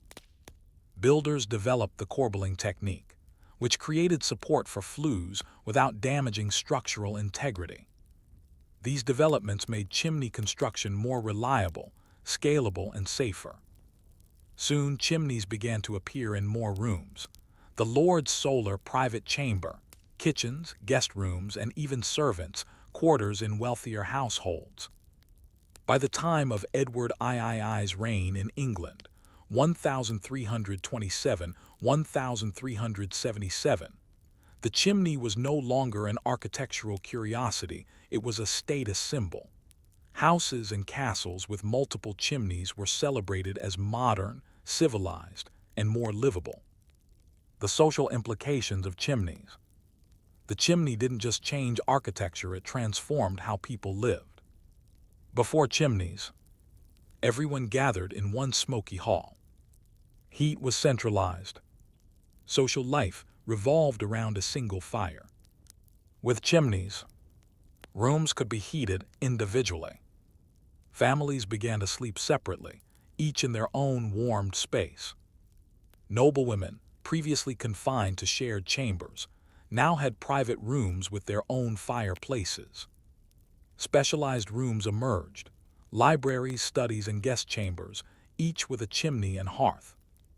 This shift created a more private, compartmentalized lifestyle. It also reshaped servant routines, as fires had to be tended in multiple locations, not just one central hearth. Chimneys, in a very real sense, broke the communal household into more segmented domestic zones, a change that echoed through late medieval and early Renaissance domestic life. Architecture reimagined, roof lines and facades. From a distance, the rise of the chimney was visible in the skyline. Medieval castles and manors began to sport multiple chimney stacks, sometimes elaborate in design. In Tudor England, chimneys were often octagonal, brick-patterned and twisted in decorative spirals, a way to flaunt wealth and taste. But the practical challenges remained.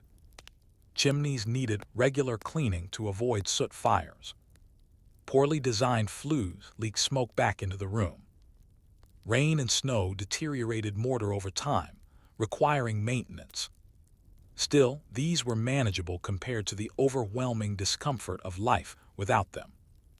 Architects began to design rooms with fireplaces in mind, placing them centrally along shared walls so that one chimney stack could serve multiple rooms, vertically or back to back. This approach streamlined castle layouts and allowed warmth to spread beyond the Great Hall for the first time. Rethinking kitchens and cooking fires. One of the greatest beneficiaries of chimney innovation was the castle kitchen. Before chimneys, kitchen fires were massive, smoky affairs. Ventilation was minimal, and the sheer size of the fire needed to roast meats or bake bread meant that cooks worked in a haze of smoke, sweat, and grease. With chimneys, kitchens could install multiple hearths, each serving a different purpose: roasting, boiling, baking. Vent smoke more cleanly, improving working conditions. Incorporate ovens with their own flues, allowing for more varied cooking. Some kitchens even developed hooded ventilation systems that directed smoke upward through central chimneys, a precursor to the modern kitchen hood. This made food easier to prepare, kitchens more efficient, and meals less gritty with ash. Chimneys and health, breathing easier. While no one in the medieval world understood air quality as we do today, the presence of a chimney was noticed quickly in health and comfort. Rooms were clearer of smoke, less damp from fire humidity, easier to keep clean, with less soot on furniture and fabric. For elderly inhabitants or those with chronic illnesses, chimneys may have extended life by reducing exposure to constant smoke inhalation. Letters from the 15th century describe rooms with chimneys as sweet of breath and more pleasant to the head. This wasn't poetic language, it was a statement of basic relief. The spread of chimneys across Europe. The chimney did not spread evenly.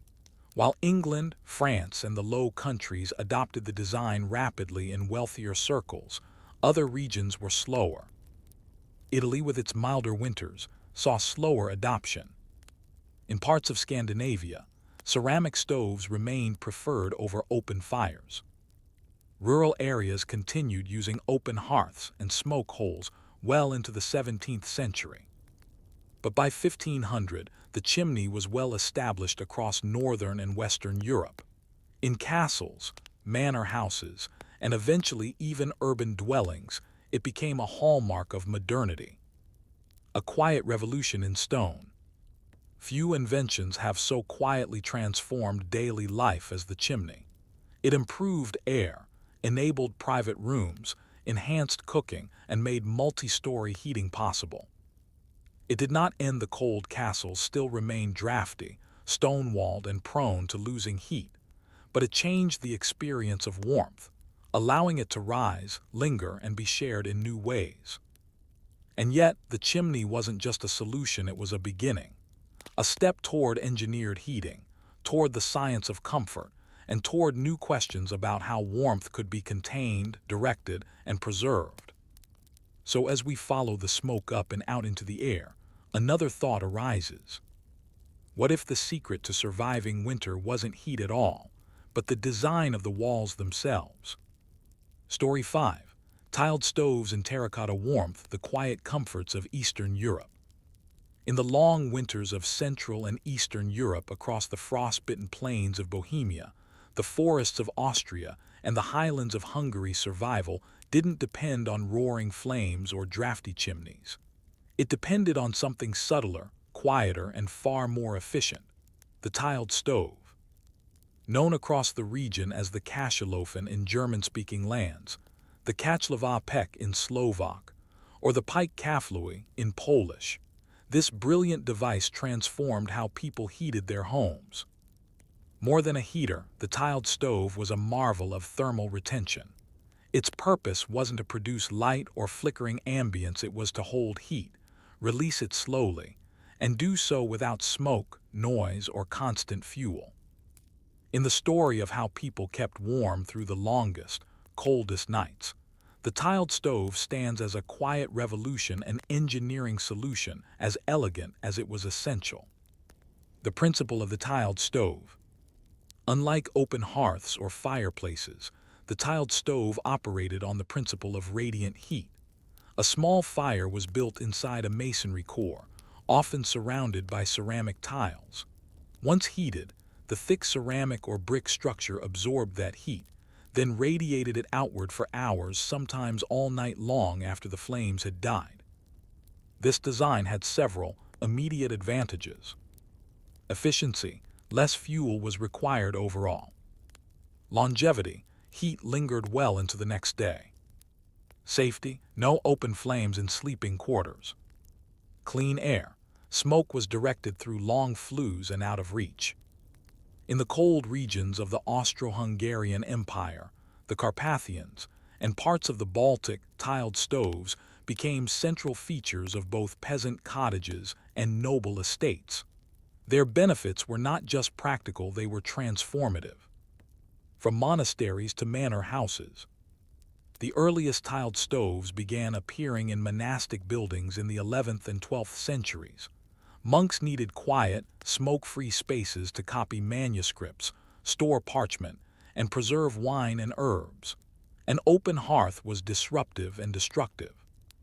Enter the idea of a sealed firebox with a long, snaking flue. By the 13th century, this technology had migrated into the homes of wealthier landowners.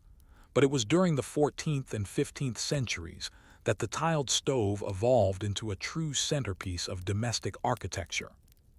In castles like Krivoklát in Bohemia or Wall Castle in Poland, tiled stoves were elaborately designed, often standing 6 to 8 feet tall, covered in green, brown, or cobalt blue tiles, glazed with complex scenes, religious motifs, hunting parties, or heraldic symbols.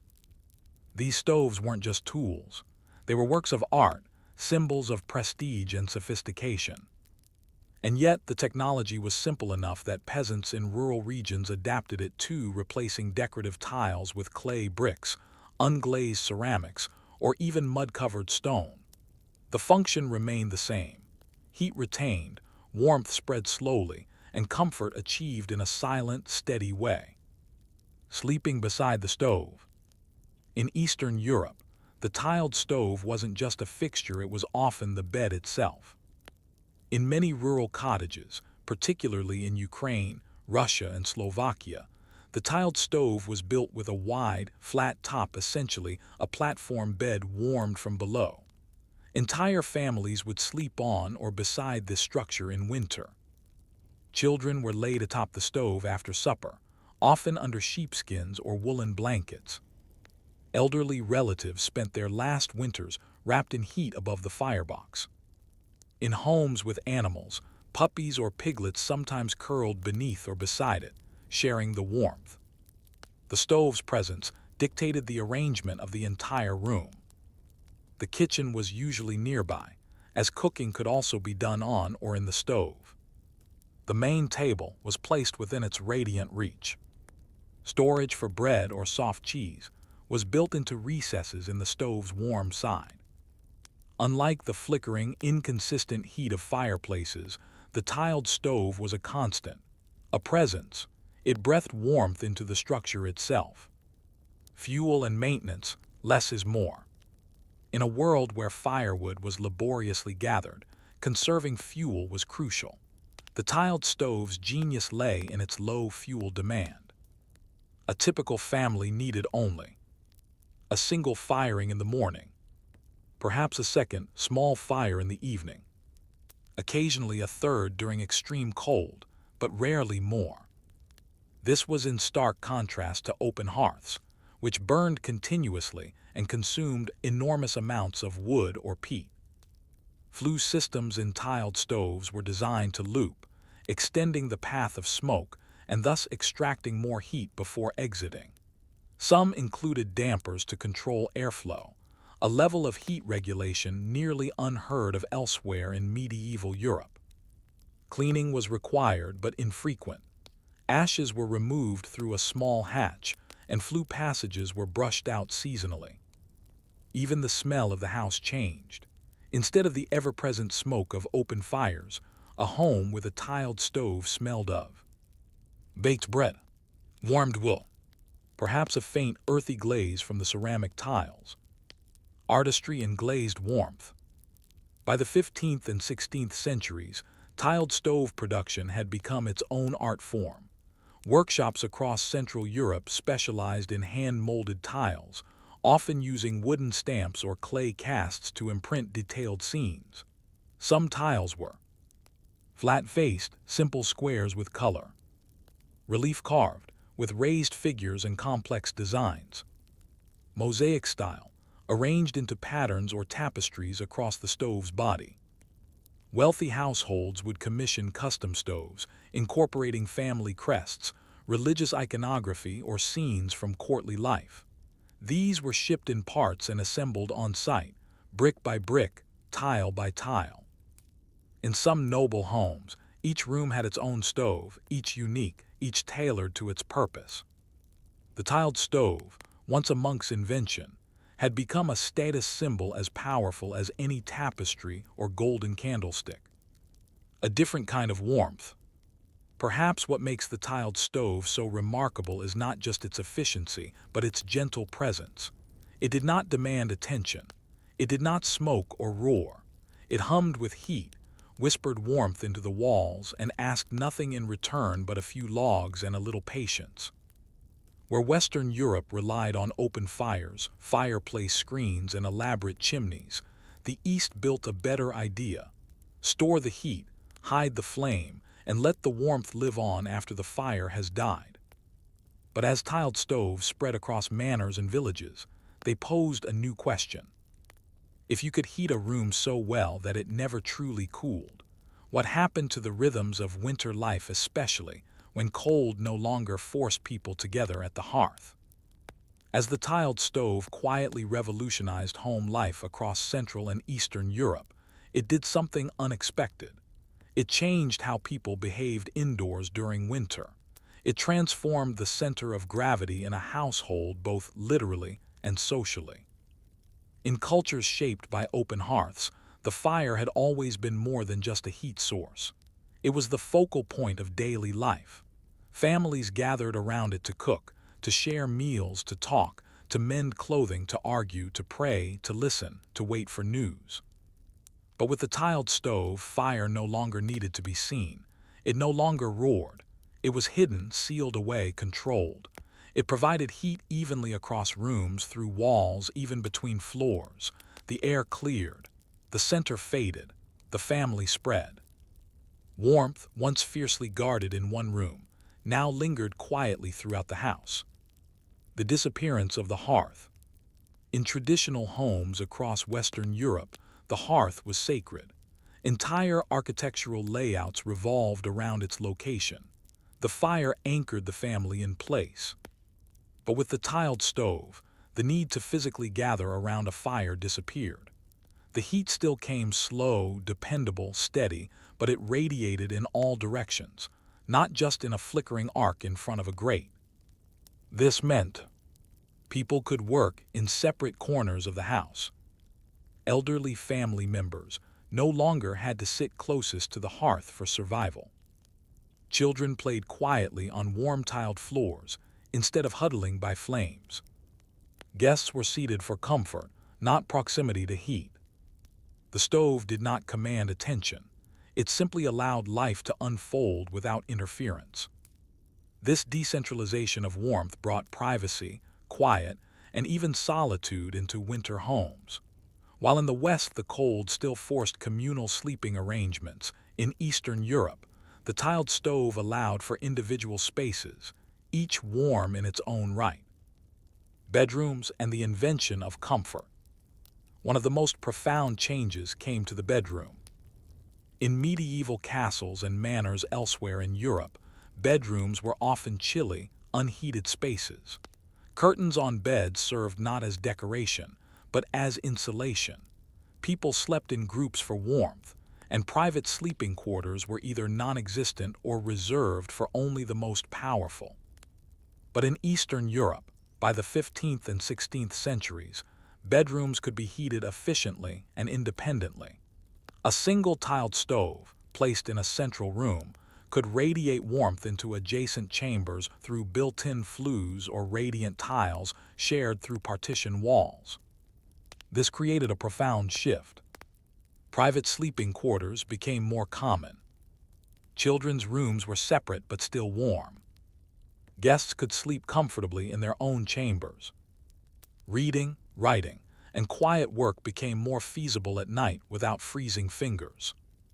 Comfort, once reserved for the elite, began to trickle downward through society not because people had more, but because heat could now reach farther with less.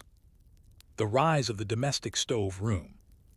With the hearth no longer central, the tiled stove became an architectural feature that warranted its own space. In larger households, a stube in German, kuchnia kaflowa in Polish, or izba in Slavic languages became a warm room, often centrally placed, designed specifically for winter use. It was not necessarily a kitchen, though food might be cooked there. It was not always a dining room, though meals were often eaten there.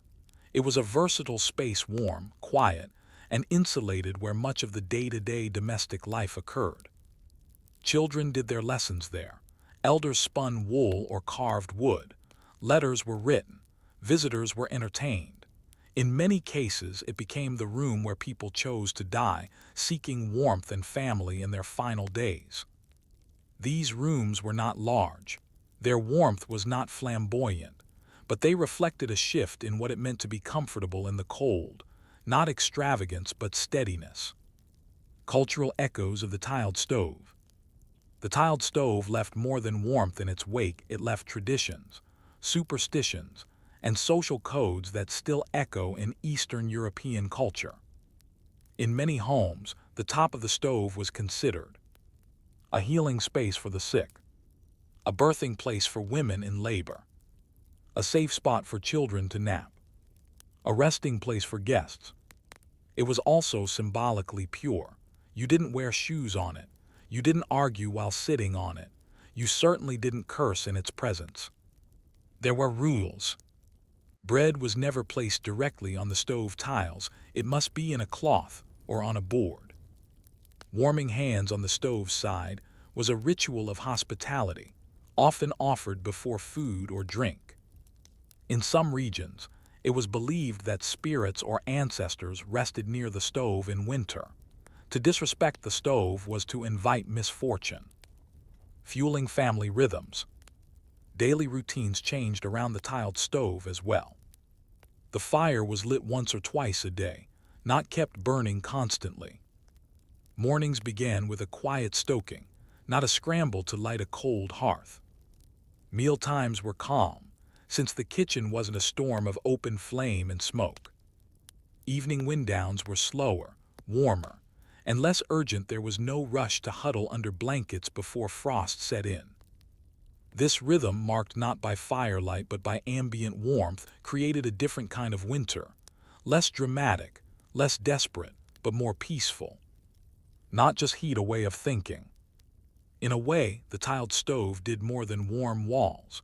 It warmed the concept of domestic space. It offered a vision of winter life that wasn't centered on fighting the cold, but on working with it. Storing heat, not wasting it. Radiating, not blazing. Holding warmth in silence, not needing flame to validate it. This approach reflected deeper cultural values: stability, patience, self-containment. A stove that could be trusted to warm a room long after the fire went out mirrored a worldview where endurance mattered more than spectacle. But not all tiled stoves were used so peacefully. In some border regions, they took on a darker role as hidden compartments, escape routes, even spaces for smuggling or storage during wartime.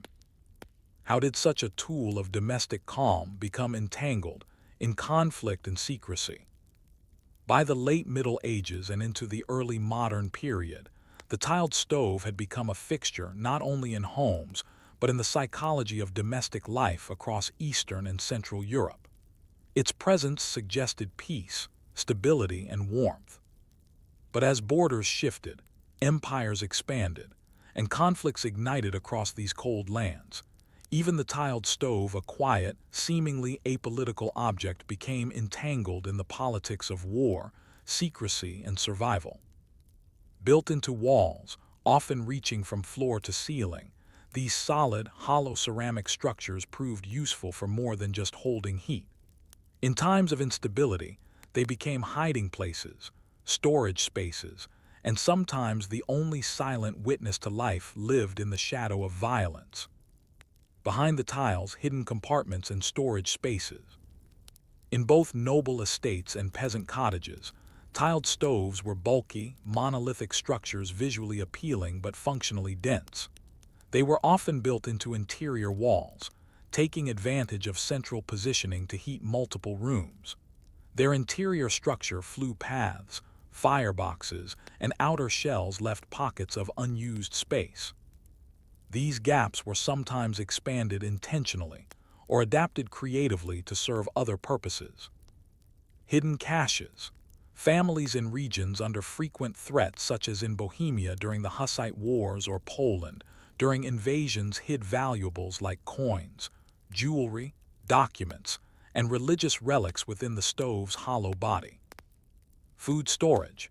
Dried meat, cheese, or grains could be wrapped and stored in the stove's warm cavities during harsh winters, protected from rodents and moisture. Weapon concealment. In times of rebellion or occupation, some stoves concealed daggers, small swords, or firearms, hidden behind removable tiles. These spaces weren't large, but they were invisible to the untrained eye. Soldiers might overturn bedding or dig beneath floorboards, but few thought to dismantle the glazed face of a tiled stove, especially if it was still warm. Escape routes and hidden entrances. In castles and noble manors, some tiled stoves were integrated into false walls or secret passageways. These architectural tricks weren't originally designed for conflict often.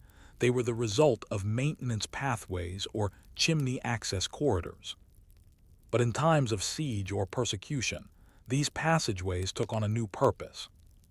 In Transylvania, stories persist of tiled stoves leading to crawlspaces behind hearth walls, allowing a servant or child to pass unnoticed into an adjoining room or cellar. During the Ottoman incursions into Eastern Europe, families sometimes used these paths to smuggle messages, medicines, or priests through homes under surveillance. In the 18th and 19th centuries, as empires cracked down on religious minorities, tiled stoves in Jewish households or Orthodox communities were rumored to hide scrolls or forbidden religious items, removed only at night when the stove cooled. The irony was stark. A device built to contain fire, the most dangerous element, had become a shield for some of the most dangerous ideas: resistance, belief, and memory. Silence as survival. One of the tiled stove's greatest assets was its silence. Unlike a crackling fire, it made no noise.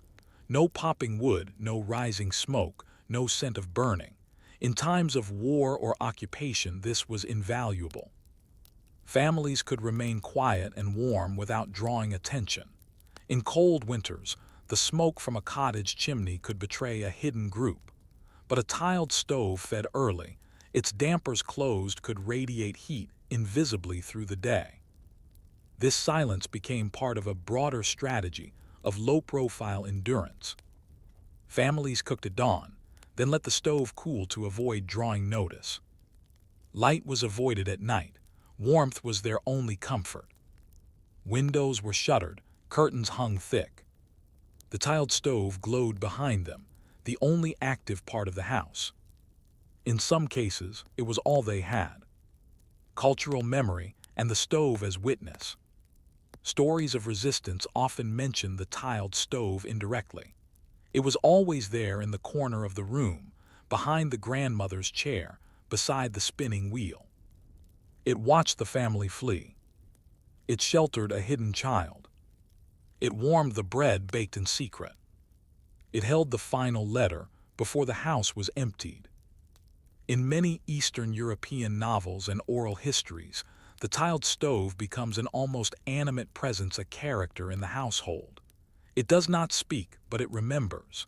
It saw the times before the war, during the war, after the war. It endured as the house changed, fell, or was rebuilt.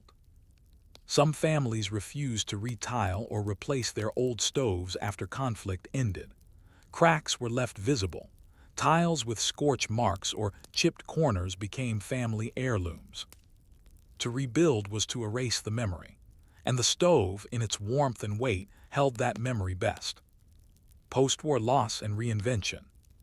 In the 20th century, tiled stoves declined as modern heating systems emerged: radiators, gas lines, and electric furnaces. But in many villages and cities, especially in post-war Czechoslovakia, Poland, and Ukraine, tiled stoves persisted. They were cheap to maintain, could burn low-quality coal or wood, and required no electricity. But many of the old, ornate stoves were lost, either destroyed in bombings or dismantled during reconstruction. In some cases, the clay tiles were salvaged, sold in markets, or repurposed in public buildings. Today, a few of these survive in museums. Others remain in homes, covered in layers of whitewash, their stories forgotten but their warmth still quietly spreading, room by room. The warmth that stayed behind. In a world constantly shifting, the tiled stove represented something fixed. It didn't chase trends. It didn't roar. It didn't flicker out. It remained reliable, strong, and generous. And in the darkest winters, whether brought by weather or war, it remained warm, even when everything else grew cold. But not all warmth came from fire or ceramic. In some castles and homes, people turned to textiles, heavy, layered, and carefully hung. What role did fabrics, tapestries, and wool play in shaping winter survival? Story 6. Wool, wattle, and wall hangings, the textiles that fought the chill. Step into a medieval castle in winter, and the first thing you might notice beyond the damp scent of stone and smoke is how much fabric surrounds you. It's on the walls, the floors, the windows, the chairs, and of course, on the people themselves. But this isn't simply decoration. In a world without insulation, textiles were the thermal armor of the household. Before central heating and glazed windows, before masonry flues and tiled stoves, wool, linen, and furs were the barriers between the human body and the bite of the cold. They hung from ceilings, draped over beds, and were tacked to walls like shields against the draft. This is the story of how thread, weave, and cloth helped people endure winter in castles and cottages alike, layer by layer, stitch by stitch. Walls that breathed cold. Castles were not designed for comfort. Their thick walls, while excellent for defense, offered no insulation. Cold seeped through stone in winter, condensing moisture onto bare surfaces, creating icy interiors even when fires were roaring. Without modern materials, medieval people did what they could. They hung cloth. From the 12th century onward, the wealthier classes began lining their walls with tapestries, woven woolen hangings, and embroidered panels. These served several purposes. They trapped warm air between the wall and the fabric. They blocked drafts that entered through cracks in stone or between wooden joints. They absorbed moisture in damp climates, preventing mold and chill. They displayed wealth and status through the complexity of their designs. But even in more modest homes, walls might be covered with plain wool cloth, linen sheets, or felted animal hides, anything that could block the creeping cold. Tapestries, woven warmth and storytelling. Tapestries were the art of insulation. Produced primarily in regions like Flanders, France, and northern Italy, they were crafted on vertical looms using wool, silk, and sometimes gold or silver threads. Their images often depicted biblical scenes, hunting parties, heraldic emblems, moral allegories. But as visually grand as they were, tapestries were deeply practical.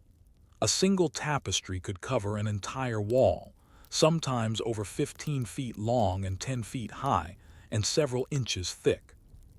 In a chamber without a fireplace, a large tapestry might be the only defense against the cold radiating from the walls. Tapestries could be moved from castle to castle, rolled for transport, and rehung as needed. Nobles traveling between estates often brought their tapestries with them, not as decor, but as portable warmth. Curtains as climate control.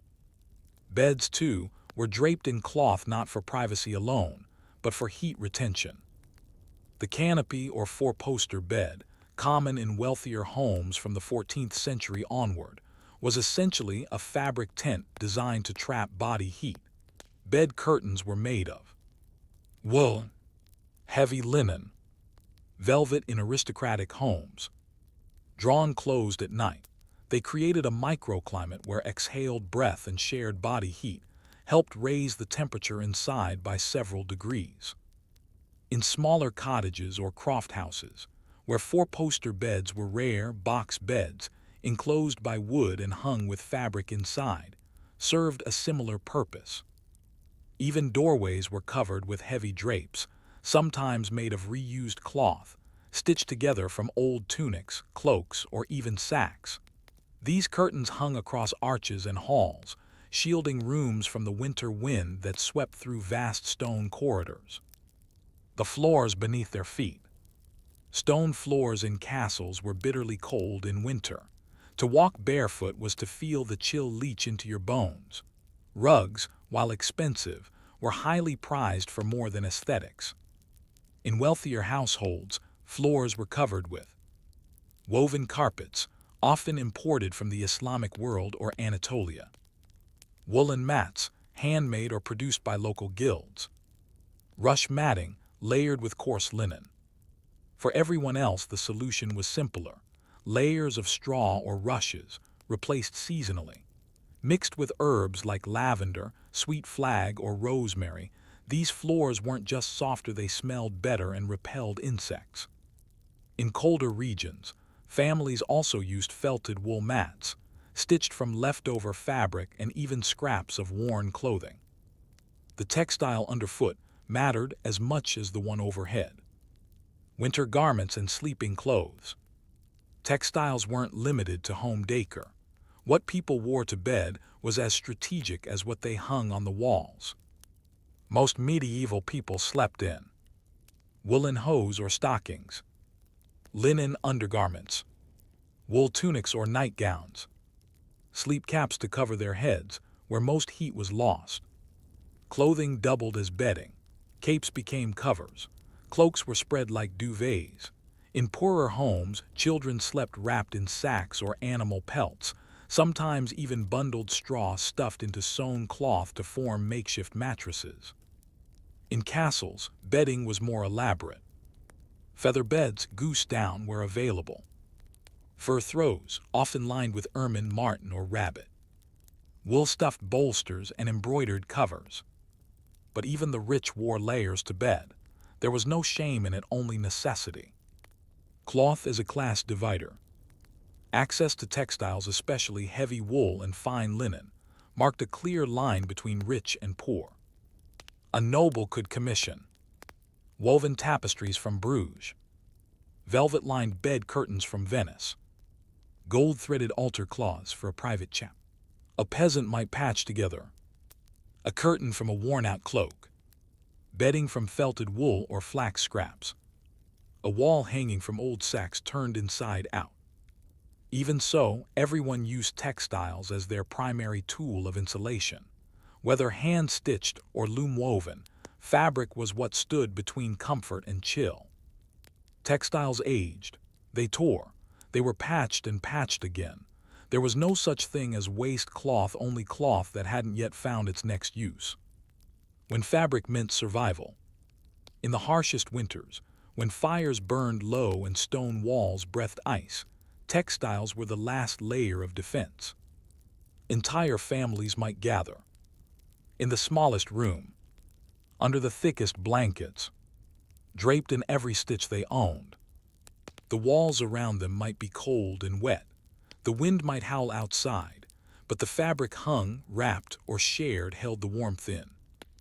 More than decoration, textiles were tools. They softened the world's edges. They silenced echoes in stone halls. They offered dignity in the cold. And so, beneath the woolen folds and linen covers of medieval Europe, people didn't just sleep. They endured. But cloth, of course, could only go so far.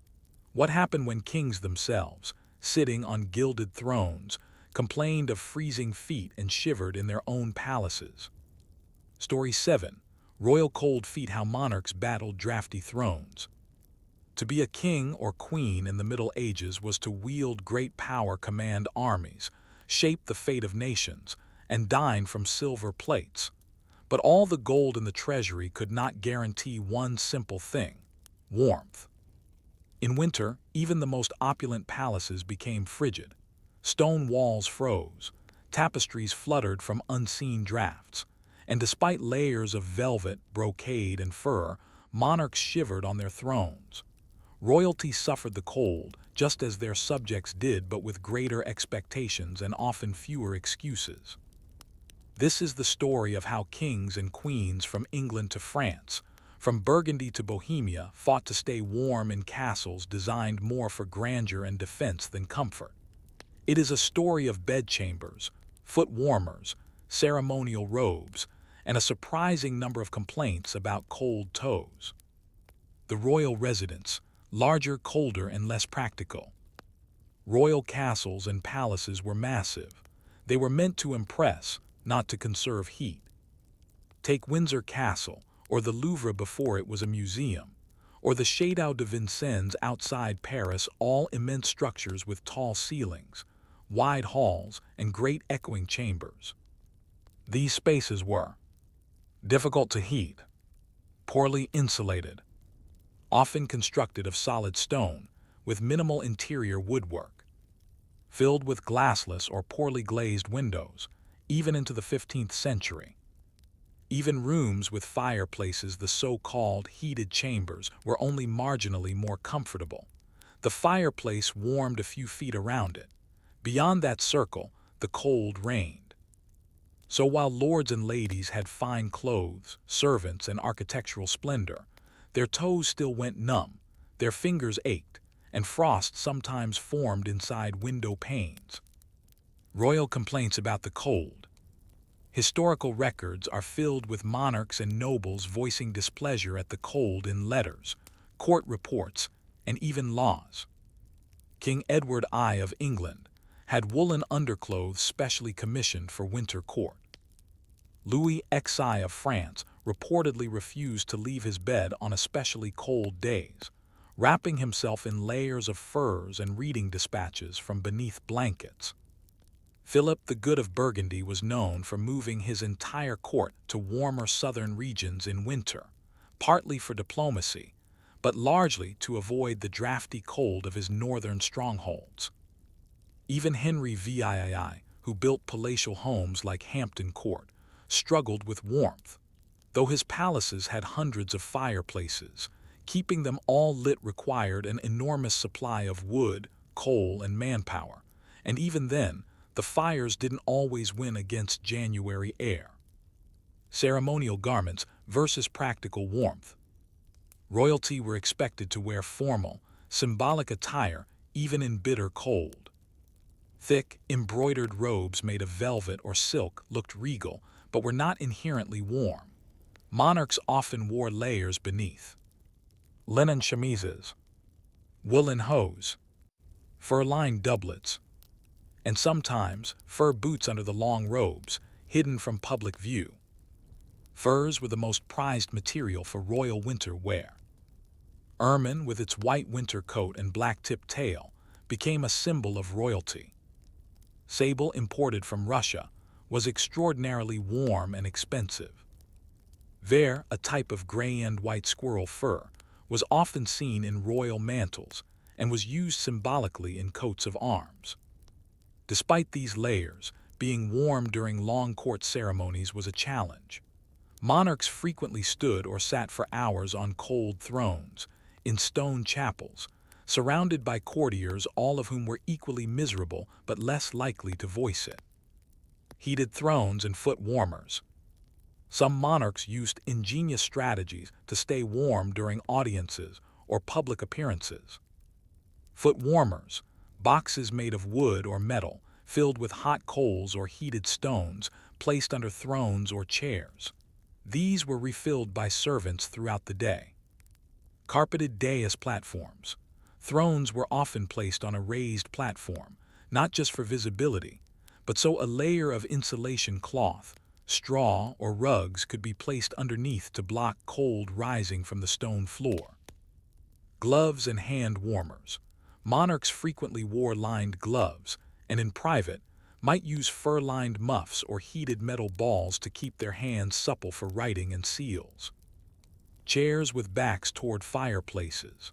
Some thrones were designed to sit facing away from the fire, allowing the heat to warm the occupant from behind without disrupting the visual focus of the court. Still, these solutions were limited and imperfect. There are accounts of monarchs cutting meetings short due to the cold, of ambassadors waiting for hours in freezing chambers, and of frostbitten noses in late January court. Bedchambers fit for a king or a blizzard. If the public rooms were frigid, then the royal bedchamber became a refuge and a laboratory for winter comfort. Beds were immense, with thick feather mattresses, surrounded on all sides by heavy curtains, often layered, covered with fur throws, wool blankets, and embroidered sheets, sometimes lined with leather or waxed cloth to trap warmth. Royal beds were not only for sleep. Kings and queens often held meetings, read correspondence, and received visitors from the warmth of bed. The levee, or morning audience, often took place before the monarch had even risen, their warmth secured beneath piles of fabric and fur. Servants brought warmed bedpans, heated stones wrapped in cloth, mulled wine or hot spiced ale. And yet, records still note nights where monarchs slept in their day clothes, or refused to bathe for weeks due to the cold. Palace adaptations, the cost of comfort. Over time, royal architects began to adjust palace layouts to better combat the cold. Smaller, lower-ceiling chambers for winter residents. Fireplaces built into inner walls, not just outer towers. Corridors enclosed to reduce drafts between rooms. Window shutters lined with felt or fur. Some palaces, such as Fontainebleau or Hampton Court, developed winter apartments, wings of the palace where the royal family lived during the coldest months, away from the grand but freezing ceremonial rooms. Still, comfort was limited by architecture, fuel availability, and manpower. And as palaces grew, the effort to heat them became enormous. A crown is no insulation. In the end, cold was a universal leveler. Whether a shepherd in a Highland hut or a queen in a marble hall, warmth required planning, layers, and no small amount of discomfort. For monarchs, the struggle with cold was not just physical, it was symbolic. A shivering king looked weak. A queen wrapped in too many layers might be seen as vain or fragile. So they endured and complained in private. Behind every royal portrait showing serene majesty and golden robes, there's an untold story of cold floors, stiff fingers, and the servant carrying a brazier just off to the side. But what about those without crowns, castles, or servants? What of the people who couldn't rely on fire at all, and turned instead to simple, brilliant solutions like heated stones and bricks beneath the sheets? Story 8. Hot stones and heated bricks, primitive heating hacks of the past. Before the tiled stoves of Eastern Europe and the chimneys of royal halls, before wood-fired ovens or modern radiators, there was one universal truth that spanned continents and classes. A warm object holds heat longer than a flame does. From the lowest peasant cottage to the servant quarters of castles, people throughout the medieval and early modern world relied on a surprisingly effective tool: the heated stone or brick. Primitive by our standards, but indispensable for those who face the icy breath of winter with little fuel, poor insulation, and no central fire to huddle around. These humble, glowing relics, once pulled from embers and wrapped in cloth, represent not just warmth, but the kind of quiet, clever improvisation that defined daily survival. In the deep of night, when the fires had dimmed and the cold crept across the floor, it was these portable pockets of retained heat that offered comfort, warmth, and sometimes the difference between waking and not. Why stones? Why bricks? The answer lies in thermal mass. Dense materials like stone, clay, and ceramic absorb heat slowly, but release it gradually over time. A fireplace provides heat only while it burns. A heated stone radiates gentle warmth for hours after the flame is gone. This was crucial in societies where fuel was scarce, and fires had to be rationed, banked, or extinguished overnight for safety. Families learned that a few well-heated objects, placed wisely, could extend warmth into the coldest, darkest hours long after embers turned gray. The heated stone bed companion. Perhaps the most widespread use was in the bedchamber. Before sleep, stones or bricks were placed in the coals of the hearth. After absorbing heat, they were removed using tongs or heavy cloth. Once cool enough to touch, they were wrapped in thick cloth, wool, or leather. These bundles were then tucked under blankets, at the foot of the bed, or even between sheets. The stone's slow radiation of heat would keep feet warm, prevent frost from forming on bedding, help ease joint pain in older sleepers, calm restless children, offering comfort in an otherwise cold space. Some households referred to these as bed bricks, while others used terms like warming stones or simply sleep rocks. In wealthier homes, these evolved into metal warming pans, shallow containers filled with embers, slid between sheets. But among the common folk, a well-wrapped stone was safer, reusable, and required no special tools. Everyday use: stones in shoes, cloaks, and pockets. In particularly cold climates, heated stones served far beyond the bedroom. Small stones were placed inside boots before dressing. People carried stones in cloth pockets or muffs during outdoor work. Midwives used warm stones to heat cloths for laboring women. Shepherds placed heated bricks under woolen cloaks while watching flocks. At mealtime, a stone might be set beneath a chair or bench to warm the lower body. It wasn't about luxury, it was about maximizing what little heat could be created, and it was portable. A fire couldn't be carried into the field, a stone could. Stones in the sick room. In times of illness, especially winter fevers or chills, heated stones became part of home medicine. Laid near aching joints to ease stiffness. Used as a heat pack for chest congestion. Wrapped in herb-infused cloths, such as rosemary or thyme, for mild aromatherapy. Slipped into beds to reduce the risk of exposure for the very young or very old. For the fevered or dying, a warm stone often provided the only comfort available in homes without regular fires or adequate bedding. Even in monasteries, where sick monks were cared for in communal dormitories, heated bricks were used in lieu of constant open flames. Reuse and daily routines. Stones were selected with care. River stones were preferred for their smooth surfaces and uniform density.